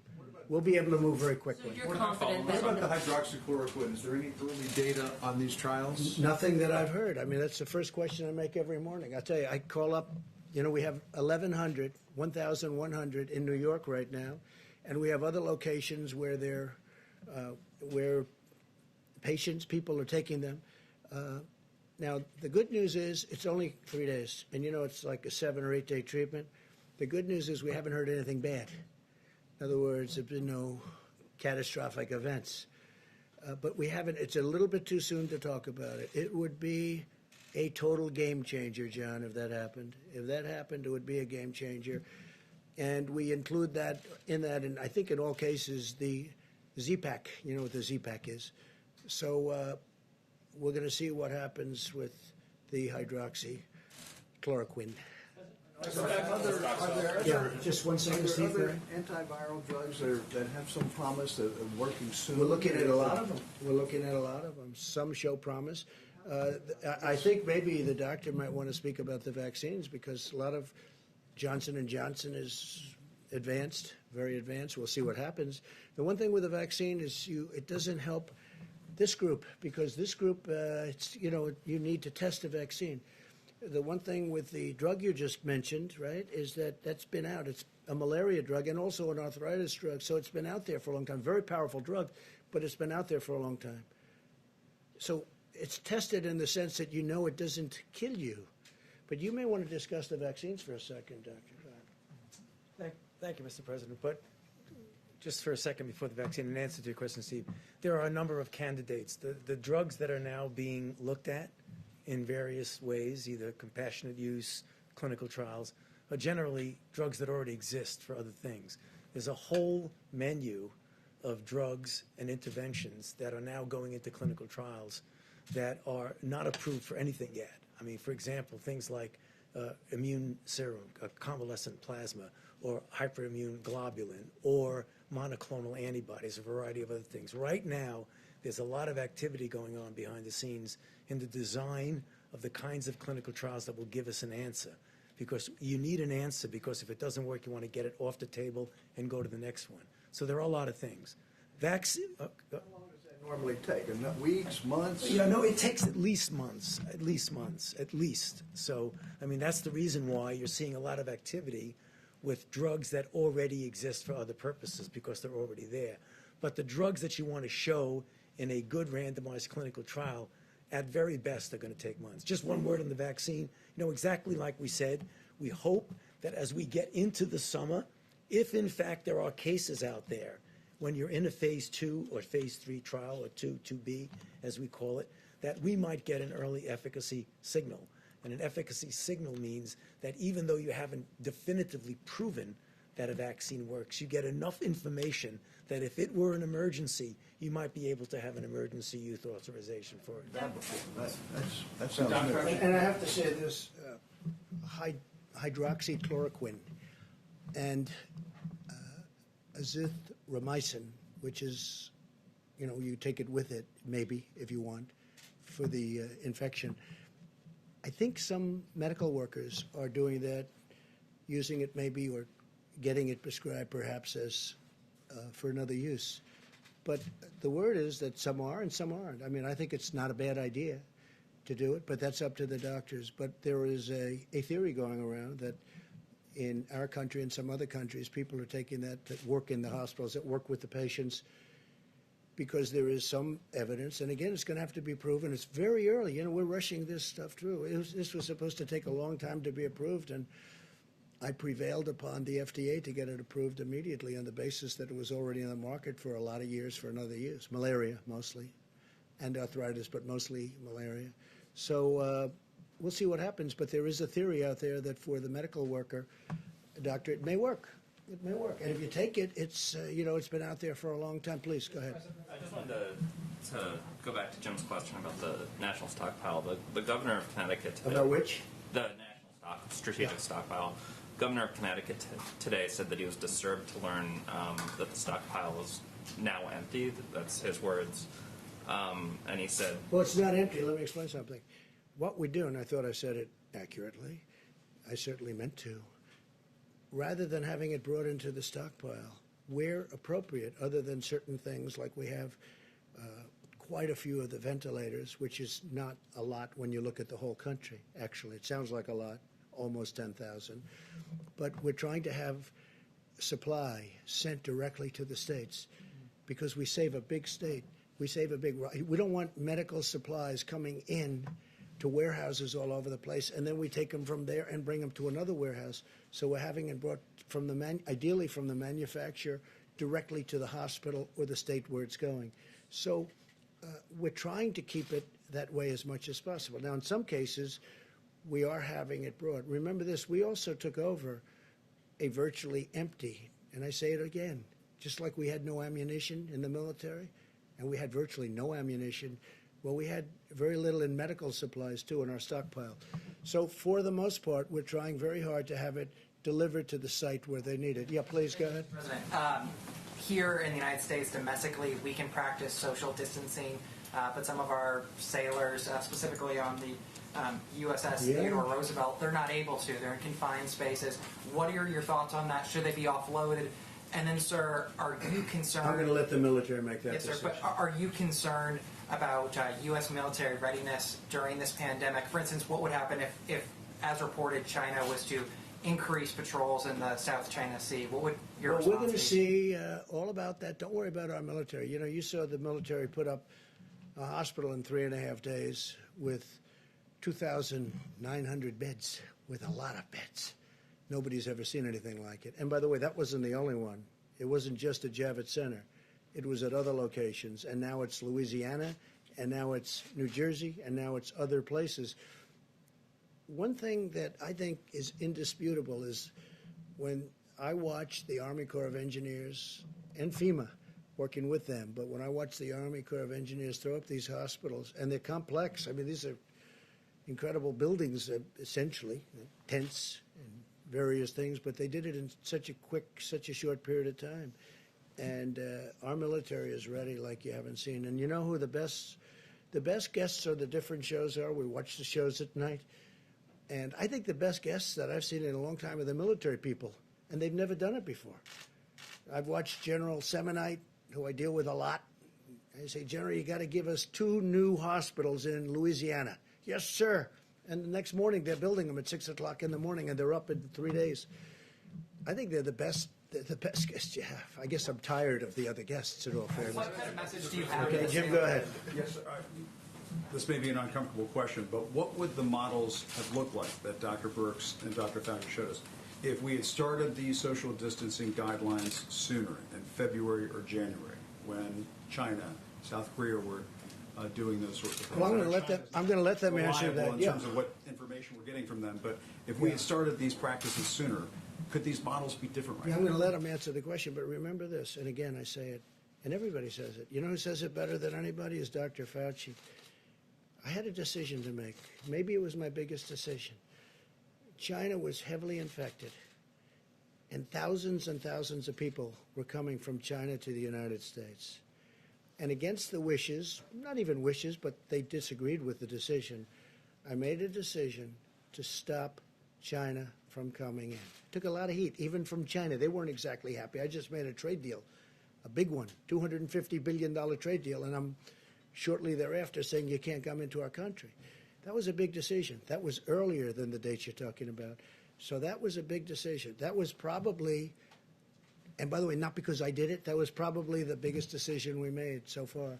But if you look at the one graph, the problem New York has is New York started late, but the other ones didn't start so late. Now, New York is also more complicated because, you know, for obvious reasons, but it got a late start. But do you want to maybe answer those questions? I don't know if you can go back to slide 2, because I wanted to explain 2 things that I think is really important, because we had a lot of questions about mortality and what it meant. Okay, so you see this confidence interval? So here's the line. This is the confidence interval. This is where we have the ability to push it down. So you have a large confidence interval around the line. And so we're trying to move that gray down tighter and below the dotted line. So I think that's really important. And then if you can go to the next slide. So we really can't answer your question until we can get antibody testing out there. Because what we can't tell you is and we can always do this, there's always samples in hospitals and other things. It's the way we really defined the HIV epidemic in the United States. We were able to go back to blood samples when we had the test and really find out where it was and what was going on. We really need to look in here and really see, was there virus significantly circulating in early March and in late February, and what did it look like, and where was it, and was it all in the metro areas? And I think that's what Dr. Fauci and I are very, very focused on, is getting serology testing out there to really figure out when it came and really have those samples to be able to do that. Because you understand the painful part of my question, and please, I don't mean to put you on the spot. No, we understand, but we there may can't be answer it Americans till, at yeah, home until saying, we if we see had that. started this sooner, we might not have 100,000 to 200,000 Americans dying. Well, that makes an assumption that it was here, there was a lot back here that we didn't see. And until we have the antibody test, I can't really answer that. Just to underscore what Dr. Birx was saying, if there was no virus in the background, there was nothing to mitigate. If there was virus there that we didn't know about, then the answer to your question is probably yes. Now, the only trouble with that is that whenever you come out and say something like that, it always becomes almost a soundbite that gets taken out of context. But I think that's very important, what Dr. Birx has said, is that if there was covert infections here that we didn't know about, and we didn't mitigate then they would have made a difference. If there was virtually nothing there, then there's nothing to mitigate. And I don't know the answer to your question. But we were watching South Korea, and China and Italy, and we weren't taking action when those countries were spiking. In a perfect world, it would have been nice to know what was going on there. We didn't, but I believe, Jim, that we acted very, very early in that. If we had adequate testing, would we have known? Yeah, we would have known the same thing. We inherited obsolete tests. Can I speak to that too as well? President made reference to the fact January 31, he suspended all travel from China. Shortly thereafter, we issued strong travel advisories for the sections of Italy implicated and sections of South Korea, and we reached agreements with those countries to screen all passengers from all airports coming into the United States of America. The president's initial efforts were designed at preventing the coronavirus from coming into the United States. And what our experts have told us again and again at the Coronavirus Task Force is that those actions bought us a significant amount of time on this curve to respond with the kind of mitigation efforts, standing up resources, testing, and supplies that are in effect. But we went from a prevention strategy the president acted on before the month of January was over to a mitigation strategy which continues to this day. And if I can also say, just to every American, all the questions about resources are very important, and I can assure you that the president and our task force are preoccupied with these issues and working with governors hour by hour to meet those needs. But if Americans will put into practice these guidelines for another 30 days, they'll do their part to lower the curve and save lives, most importantly, and limit the burden on our hospitals and our healthcare system in the country significantly. And so make no mistake about it, while we're going to work our hearts out, leave no stone unturned to find the resources, the masks, the ventilators that we need. And we are going to meet that moment with the full energy of the American economy and the whole of the American government. The American people have a role to play in preserving that medical capacity in a way that will ensure that people that are caught up in the coronavirus, particularly those that are vulnerable to the most serious outcomes, which are seniors with serious underlying health conditions or anyone with an immunodeficiency, have the resources, the support, and the health care that every American family would want their loved one to have. I do think we were very early, but I also think that we were very smart because we stopped China. We had never done that before. You know, we had never closed our borders before, as I read. I don't know, maybe that's not right. And Dr. Fauci had also said I think it was maybe the biggest moment because we were stopping the source, we were stopping the infection, but we also stopped Europe very shortly thereafter. That was a big decision. That was not an easy decision either. I stopped them a long time before people started stopping anyway. So we stopped China, we stopped Europe, we stopped all of Europe. And then ultimately we stopped UK, Ireland. Yes. Please in the back, please. Mr. President and the team, going back to hydroxychloroquine, how many clinical trial tests numerically would you like to see before you put a stamp of approval on it? Because there are clinical trials being taking place around the world right now. Sure, please. Is there a number? Yeah. How many cases would you like to see? That is an FDA decision, and it really depends on a variety of factors. What I would like to see a clinical trial that has a comparison to something that is comparable to what it means without the drug. I mean, I keep saying it, I say it all the time, and I'll say it again. It's a controlled trial that compares it to something meaningful. When that... Are there trials that you're watching taking place around the world right now? Well, there are a number of trials going on, not only in the United States, but also in other parts of the world. You know, right now it's too early to make any determination, but I just want to get back to what I say all the time. The definitive way that you get an answer is by doing a randomized controlled clinical trial. Yeah, please go ahead. You're talking about the chloroquine? Is that what you're talking about? And specifically for the last question? Yeah. No, there are trials going on. But there are also trials going on. We're trying them on people that are now sick. That's a very important. That's a very important trial. Experimented with around the world. So my question was really like, are there We're watching specific... whatever happens around the world. We're watching those trials very closely. Yeah. Mr. President, Mr. McConnell had a line today. He was on Mitch McConnell. Yeah, he said that impeachment diverted the attention of the government. Do you think that in any way this was happening and building at the same time? Did it divert your attention, or your team's attention, or the vice president's attention? Well, I don't like to think I did. I think I handled it very well, but I guess it probably did. I mean, I got impeached. I think, I certainly devoted a little time to thinking about it, right? So, but think of it. It was a hoax. It was a total hoax. And when you think that I got impeached only because they had a majority in the House, they didn't get one Republican vote. 196 to nothing. Not one Republican. I don't think it's ever happened. The Republicans stuck together, and they stuck together in the Senate 52 to a half. So, when you say that, yeah, I think it took a lot of, I see them going and saying about speed. Well, they probably illegally impeached me in the sense that if you look at the FBI today with what happened, the horrible things, nobody cares about that now because all they're thinking about is the virus, and that's okay with me. But you look at the report that came out from I.G. Horowitz, it's disgraceful what went on. It's disgraceful. It's a total disgrace. They got caught in the act. But you know what? We won't talk about that now. Did it divert my attention? I think I'm getting A+ for the way I handled myself during a phony impeachment, okay? It was a hoax. But certainly, I guess I thought of it, and I think I probably acted.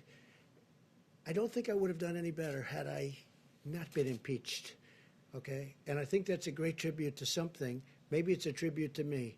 But I don't think I would have acted any differently, or I don't think I would have acted any faster. But the Democrats, their whole life, their whole being, their whole existence was to try and get me out of office any way they can, even if it was a phony deal.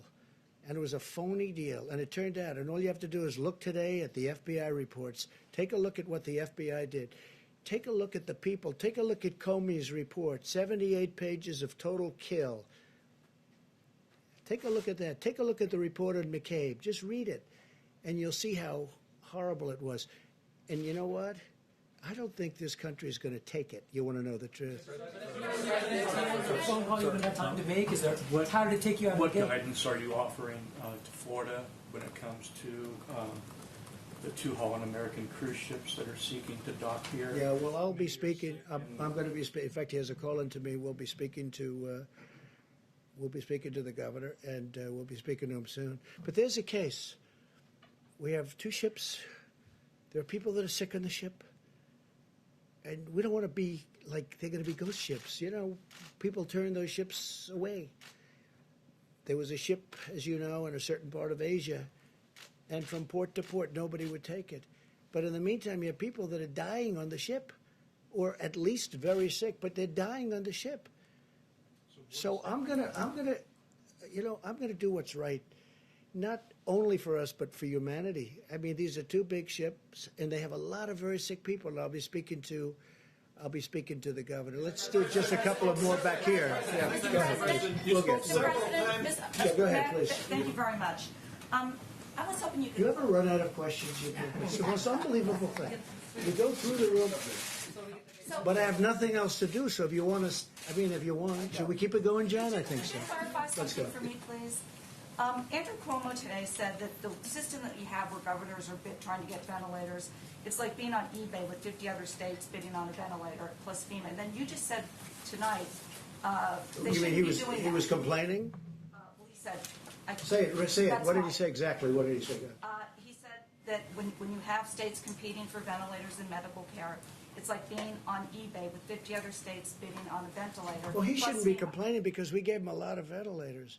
And if you take a look at the chart, it's down. But I wish he got going a little bit sooner. But we gave him a lot of ventilators. And you know what? He has a lot of ventilators. The problem is with some people, no matter what you give, it's never enough. It's never enough. Like they'll say, how's Trump doing? And you're a Democrat. Some of them said really good. I'll tell you, Gavin Newsom from California, who's doing a good job, by the way, and others said really good. But, generally your natural reflex, how's Trump doing? You ask that question to a Democrat. We don't like it. Oh, really? You don't like it? We're getting very high marks, but I'm not doing this for marks. I'm doing this to save lives. When John saw the numbers and when Jim saw those numbers, they're shocking numbers. You're talking about deaths. Even at the low end, you were shocked when you see 100 and 120,000 and 200,000 people over potentially a very short period of time. I want to save lives. I'm not doing this for any other reason. I want to save lives. But the governor of New York's gotten, I think maybe probably gotten more than anybody. He's gotten 4 hospitals. He's gotten 4 medical tents. He's gotten a ship, the likes of which nobody's ever seen before, other than Los Angeles, which has the twin. We've done a lot. But many ventilators were sent to New York. And Mayor de Blasio, I'm getting along with Mayor de Blasio great, and I think he's very happy with the job we're doing, too. We're sending a lot of, actually, Mayor de Blasio had an interesting request. He wanted people, and we're sending medical people. A lot of the states aren't having a problem with ventilators, they're having a problem getting medical people. And we're sending a lot of people in, military, very talented people. Who didn't go? Go ahead, and then I'll do you second. Your response to that question earlier was that they shouldn't be doing that. If they need something, if they need them that They shouldn't be badly, doing what? They shouldn't be. The governors shouldn't be competing with each other. No, they shouldn't be competing, and they should call us. Wait, no, I don't want them to compete because all they're going to do is drive up the price. I don't want them to compete. They should be calling us, and we can work it so they get the ventilators and they get shipped directly. If they're competing, if they're calling, even if there's only 2 of them calling, they're going to just drive up the price because as nice as some of the people that do ventilators, they do want to make money, okay? Now, New York had a chance to buy 16,000 ventilators. I guess they didn't take that option. That was in 2016. And that's a hard option to take because it's a lot of money. And who would ever think you need 16,000 ventilators? Who would ever think it? But this is a very unique time in life. And I think, I'm dealing with New York, and we're having a very good relationship. And you see what just happened in Central Park with the tents. We're having a really good relationship. Go ahead, you didn't get one, and then we'll go to you. Thank you. Gavin Newsom, you mentioned Gavin Newsom and the job that he's doing. I'm interested in what you think California has done to contribute to the suppression of the curve. Well, they've done a good job, California. Now, let's see what happens, because we could have a spike, doctors. You don't know. They could have a spike where all of a sudden it spikes upward. We had a couple, like Louisiana. I think they're doing a really good job, but they had nothing. Now, they had Mardi Gras, and then all of a sudden after Mardi Gras, which tells you about distancing, I guess. It's an example of what could happen, but they were, flawless. I was always surprised. I was looking at Louisiana, and I understand that state. I love that state. And I'm saying they're in great shape. Then they have Mardi Gras. It was a big success, tremendous success, and then all of a sudden it went like a rocket ship. So that tells you about distancing. Please. Are you concerned, though, about the homeless population in California? Because I know California officials think that it could spread like wildfire. And obviously, Say it again, louder. There's a homelessness crisis in California. Yeah, they're obviously concerned that it could spread like wildfire in that community. So is there anything the administration... Well, they're looking at that very strongly, and I know that it bothers Gavin. I don't know if it bothers Nancy Pelosi, but she's got it in her district at a very high level. They have to be very careful. They have a very big homeless population in an area which just a few years ago didn't have anybody in those areas. And they're living in the streets. And I know that some people in California are working on that very hard. Mr. President, you spoke several times with Prime Minister Trudeau, President Macron, and at the end of last week, President Macron talked about an important initiative that you and him would launch. Any news on that? No, we're talking about something that will be very positive for the world if we do it. We'll see if we do it or not. Well, I don't want to talk. It's a private thing, but it will become public if we decide to do it, but positive. Our relationship with the president, our relationship with France is, I think extraordinary, very good, probably as good as it's ever been.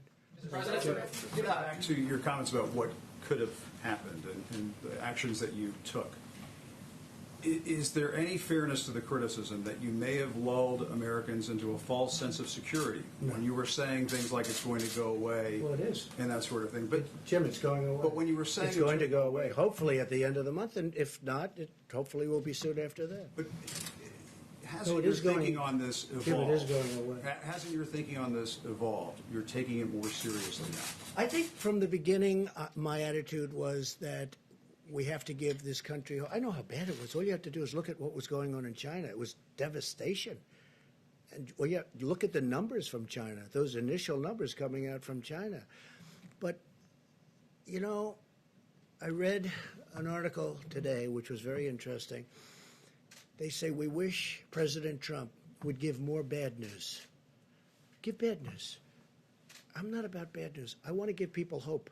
I want to give people a feeling that we all have a chance. I mean, when you saw the numbers, and when John and all of you saw those numbers, and you're saying 120,000 people, you mean that's good?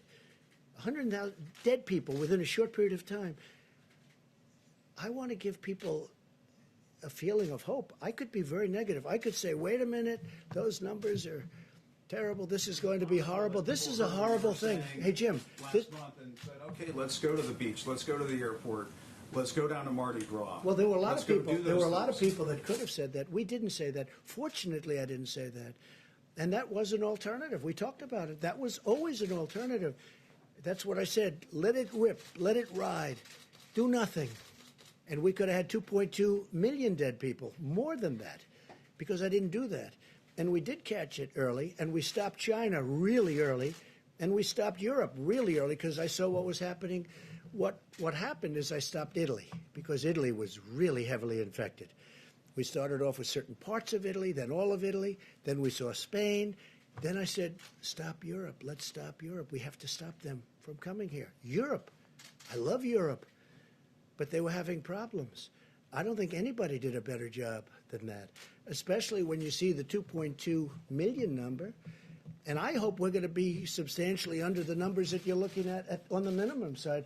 Then I think we will have, hey, look, it's still tremendous death. You weren't just hoping that it would dissipate, that this would disappear. I want to be positive. I don't want to be negative. I'm a positive person. Somebody said, oh, I wish it'd be more negative. They literally have that. It's in one of the wonderful newspapers today. I wish it'd be more negative. Well, this is really easy to be negative about. But I want to give people hope, too. You know, I'm a cheerleader for the country. We're going through the worst thing that the country's probably ever seen. Look, we had the Civil War. We lost 600,000 people, right? Here's the thing. Had we not done anything, we would have lost many times that. But we did something, and so it's going to be hopefully way under that. But, you know, we lose more here potentially than you lose in world wars as a country.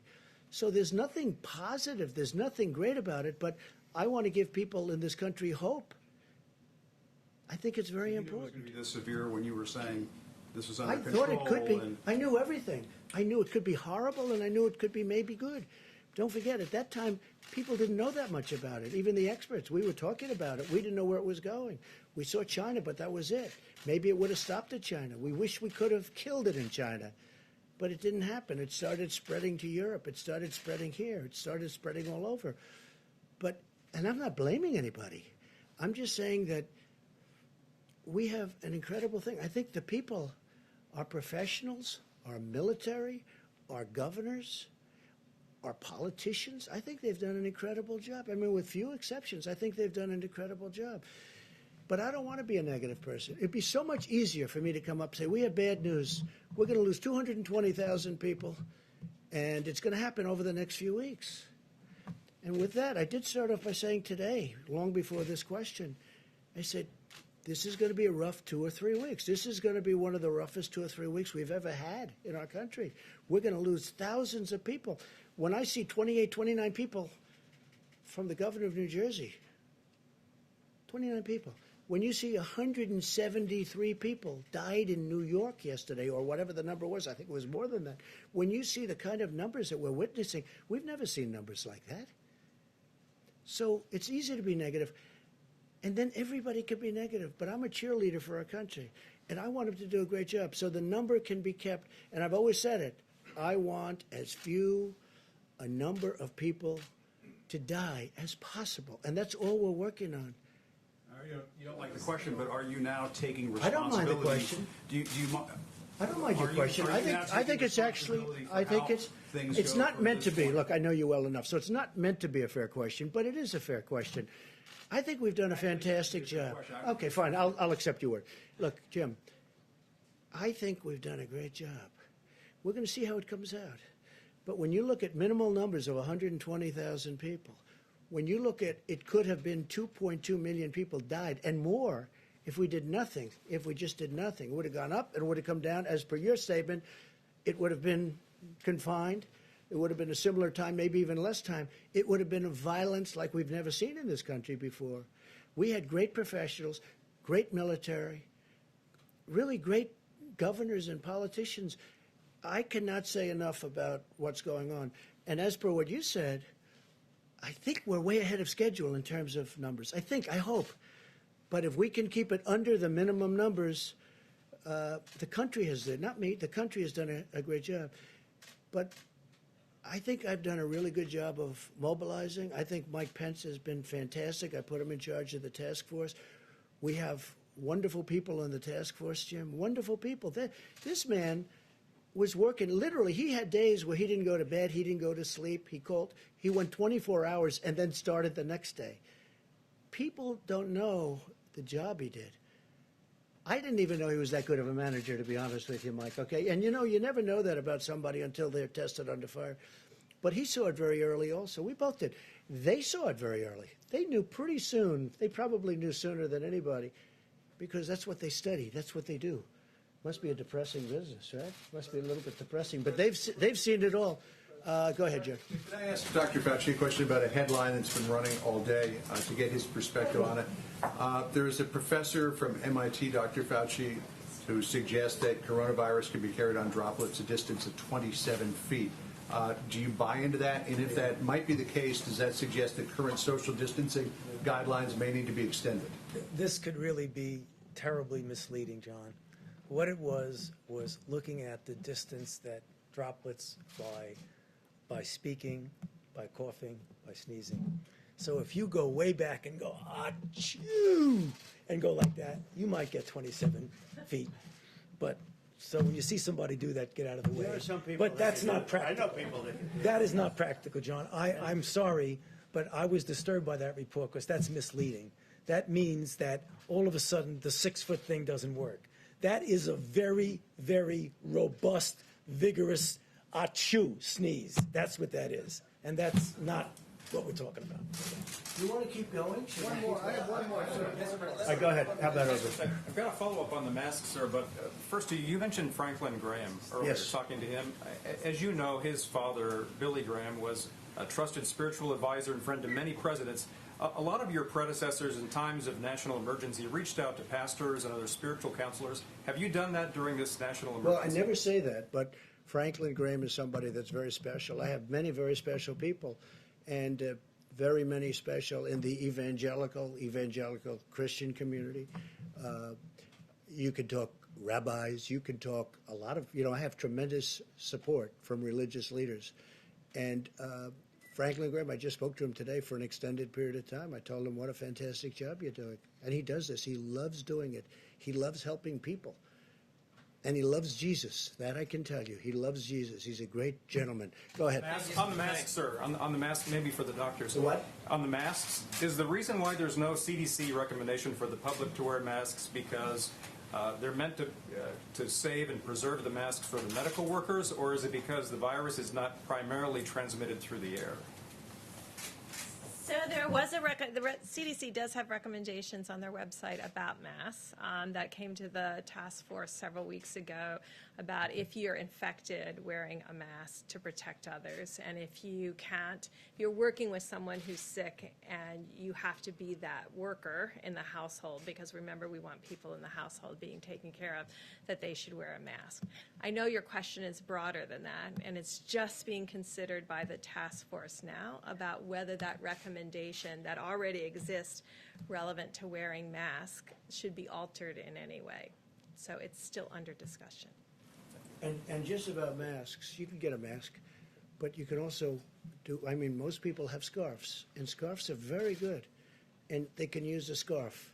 And we're only talking about a limited period of time, but And it says in the recommendations you can substitute a scarf for a mask. So if people feel that, and I think, some people disagree with the mask for various reasons, and some people don't. But you can wear a scarf, you can do the masks if it makes you feel better. We have no objection to it, and some people recommend it. Let's go back Thank to you, the back. Mr. President. You people never get tired. Look at you. And there's still good questions, actually. Mr. President, again, I'm looking at the cases around the world in Latin America and the Middle East, and still you don't want to impose a travel ban for these areas. In Brazil, for instance, the President Bolsonaro, he keeps on being very active with groups. Aren't you afraid that what we're doing here can be threatened? You mean you people? Not here, but I mean the United States. I mean, you're pretty spread out already. I don't know if any more. But you I don't think we'll understand have press conferences anymore. But I understand what. look, we're very careful. I'm very careful personally, and But the travel ban, I mean, aren't you afraid? we are looking at numerous countries as they get in a position. Brazil, as an example, you mentioned the president. Brazil had no problem until just a short time ago. And now they're starting to get inflamed. And yes, we are absolutely looking at a ban. There are two other countries you mentioned. Iran already has a ban. They had sort of an automatic ban. In addition to that, they have a ban. So we're looking at certain countries as they become hot. So, Mr. President, you're starting a new 30 days now. What are your plans? Are you going to stay in the White House? Are you going to travel at all, or you shelter? I doubt I'll leave. I wanted to go to the opening of the hospital in New York, and my people couldn't even believe it that I said it, but I did. I wanted to go. They didn't want me to do it. The Secret Service didn't want me to do it for reasons. I wanted to go to the boat sailing into New York Harbor, but the governor did a good job of that, and the mayor of New York. So I'd love to go out, but now I'll be in the White House, and it's sort of like a nerve center, control center. And I think it's important, look, you see what happened with Boris Johnson, you see what happened with others. I think it's important that I remain healthy. I really do. So for the most part, we're staying here. I've canceled many different events, and we'll be staying here for the most part. Mr. President, Tom Frieden, the former director of the CDC, wrote an article the other day in which he said what's really needed here, and he understands the work that the task force is doing, is an incident commander to really take command of where everything is going and how things are being coordinated. We have it. Is that something that could be useful in this particular instance? We have it. His name is Pete Gaynor. He's the administrator of FEMA. And when the president signed the National Emergency Declaration, he stood up the National Response Center at FEMA. And now I can tell you that when the White House Coronavirus Task Force meets, I'm at one end of the table, and Pete Gaynor and the whole FEMA team are by video conference at the other end of the table. And that's where, whether it be the air bridge that's literally bringing in millions of medical supplies from around the world, the thoughtful deployment of those supplies to hospitals, particularly with regard to ventilators. We're working very closely. HHS is fully integrated at FEMA now, but because of the president's decision to stand up FEMA in the lead, we have a coronavirus task force at the White House that's bringing the president the very best health experts and recommendations from every agency. But all the implementation, as we tell governors literally every day, is happening through FEMA. It's going down to the states through FEMA, and state requests are coming up through regional administrators for FEMA and back to the White House for consideration. At the same time, we have 4,000 ventilators that are parked in a warehouse in New Jersey. No, but that was the case. We also have, we moved them out. I They should understand. have had them a long time ago, but they didn't need them. But the question is, this happened. We also have people not knowing about the new Abbott testing facility, or testing system. If there were an incident commander who was in charge of all of that and getting the word out, would that be a useful thing? Nobody knew about the new Abbott. It was just brought to life 2 weeks ago. They just came up with it. That's right. It was an invention that we just, so nobody knew about it. Nobody knew you could even do it. They did an incredible job. Their scientist came up with the idea a week and a half ago. I showed it to you yesterday in a box. I don't think you can do much better than that. If I may, Mr. President, I think your point's well taken. The Abbott Laboratories point of contact test was approved Friday. The President announced it in the Rose Garden on Sunday. Should have done it. We're socializing that all across the country to every governor, to laboratories elsewhere. And I have to tell you, that this team that the President has assembled, the advisors on the White House Coronavirus Task Force, and then this team at FEMA, whether it be HHS Deputy Secretary Bob Kadlec, who's coordinating all supplies, whether it be Admiral Joie, who is literally working with every state on a county-by-county basis to deploy testing, is impressive. And I think it's given great encouragement to governors. President and I spoke to governors in all the states and territories again yesterday, because governors, I can tell you from my own experience as a governor, in Indiana, we had tornadoes and flooding. Governors know how to deal with FEMA.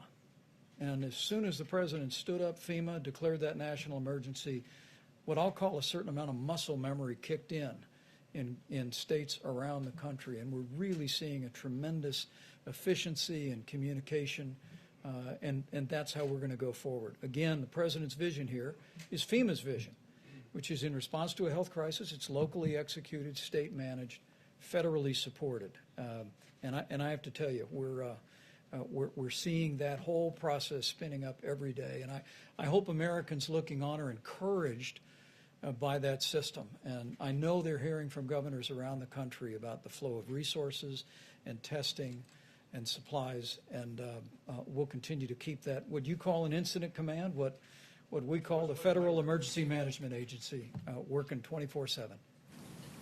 And I have to say this, I've had, in the last less than a week, 3 governors call up that truly have disliked me over the years, even before I decided to run for president.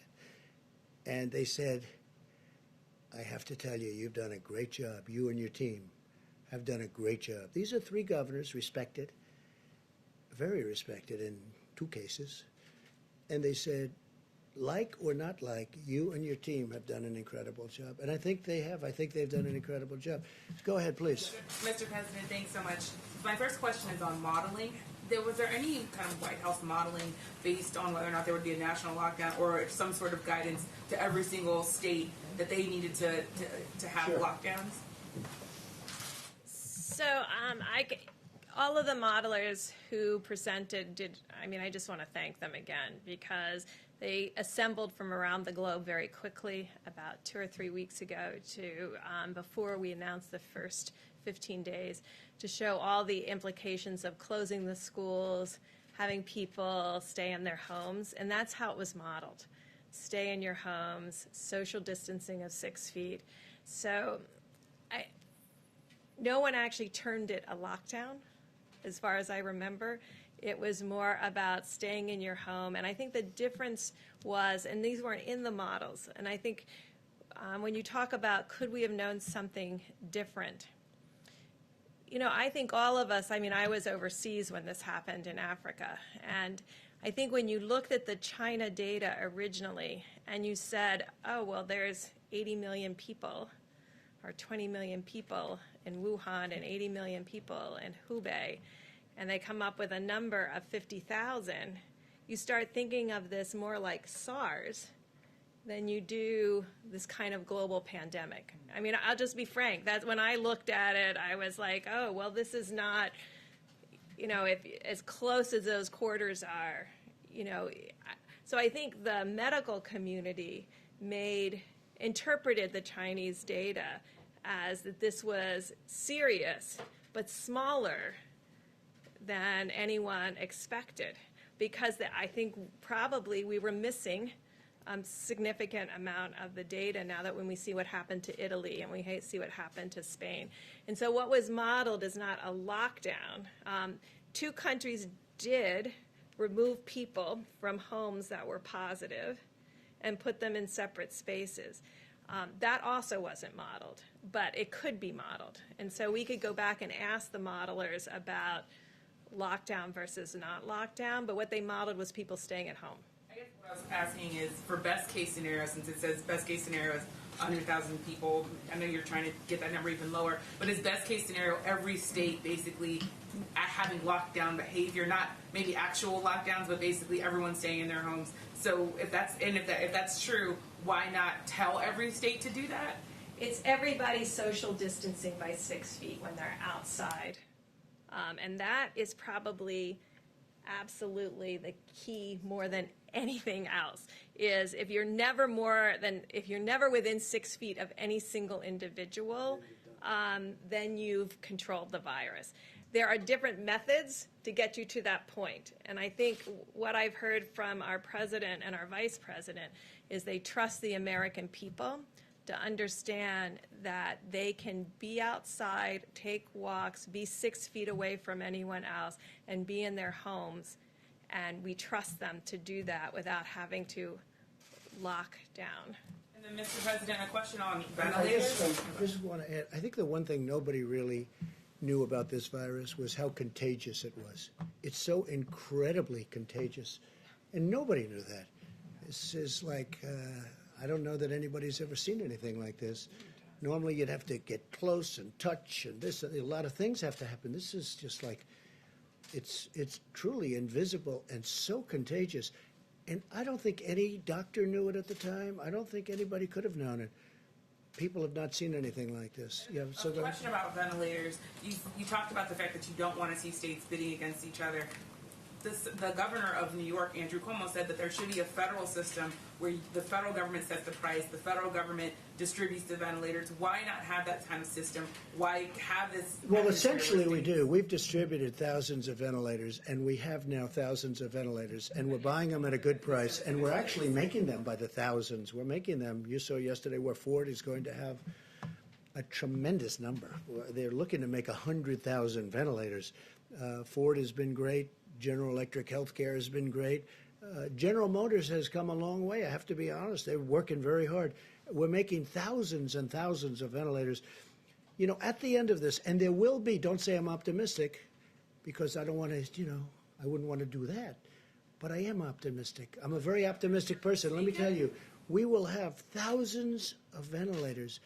And what I want to do is make sure that we always have plenty for the future, but then we want to help Italy and France and other countries that you don't even know about yet with all of the problems they have. Because ventilators are very tough to come by. They're very hard to make. They're very complicated. They're very expensive. Yeah, please. Is Governor Cuomo mistaken? You could go ahead. Go ahead. Is Governor Cuomo mistaken when he's saying Well, I don't know. I can't take your interpretation of what he said. I don't know what he said.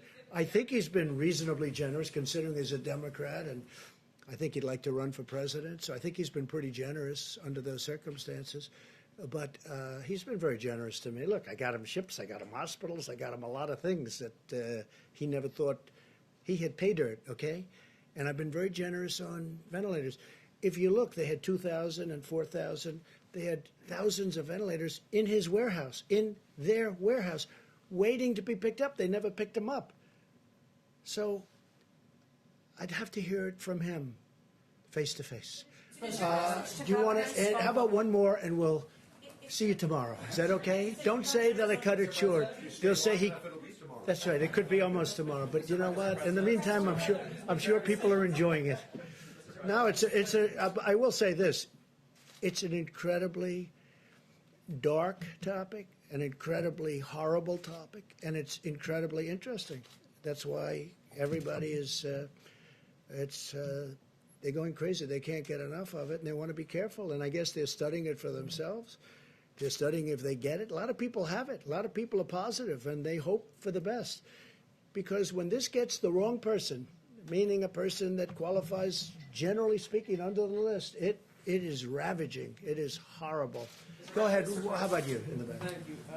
Is there any data to suggest that you're going to see a second wave at the point at which these stay-at-home orders, these lockdowns? Well, if we do see a second wave, because I've heard Dr. Fauci answer this question, if we do, we're going to be, I think, very well prepared. And the second wave won't be like the first wave. And with that, I better let him give you a little bit more to that answer, because I don't want to have him upset with me and say, I wish you would have answered that question. Come on, doctor.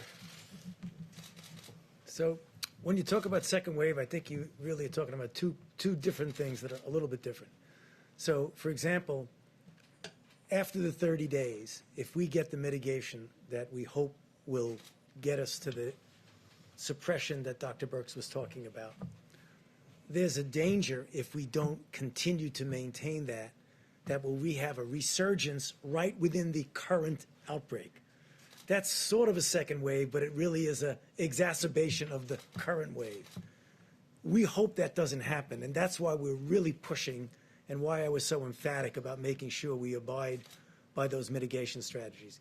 The other aspect of a second wave is something that's just the nature of a virus that's, as the president said, highly transmissible and is going to be circulating in other parts of the world as we're going down, which I think we will, and I feel certain that we will.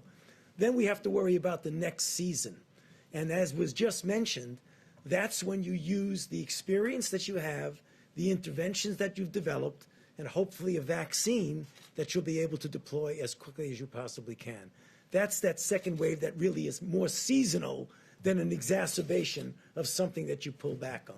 Dr. Fauci, And a lot of very positive things are happening with the therapeutics and drugs of different kinds and the vaccines. I think a lot of very positive things are happening. Okay, one more. Please, go ahead. So under some of the worst case scenarios, there is a real scarcity problem. If you've given out, say, 7,000 ventilators and we've got 10,000 around. So I'm just curious, who signs off on those life and death decisions before GM and Ford ramp up? Well, I would who's say gonna sign Mike off? Pence, myself, the head of FEMA, some of our generals that are working that are doing an unbelievable, we have generals that are working that are unbelievable talents, unbelievable leaders, and it'll go through one of 3 or 4 people if it comes down to that, and I hope it doesn't come down to that because I think we're very well equipped, and it's an honor to be here tonight. I appreciate it. I appreciate your interest. I think there is a great interest in it, and we'll see you tomorrow. We'll see you tomorrow. Thank you. Thank you very much. Thank you, sir.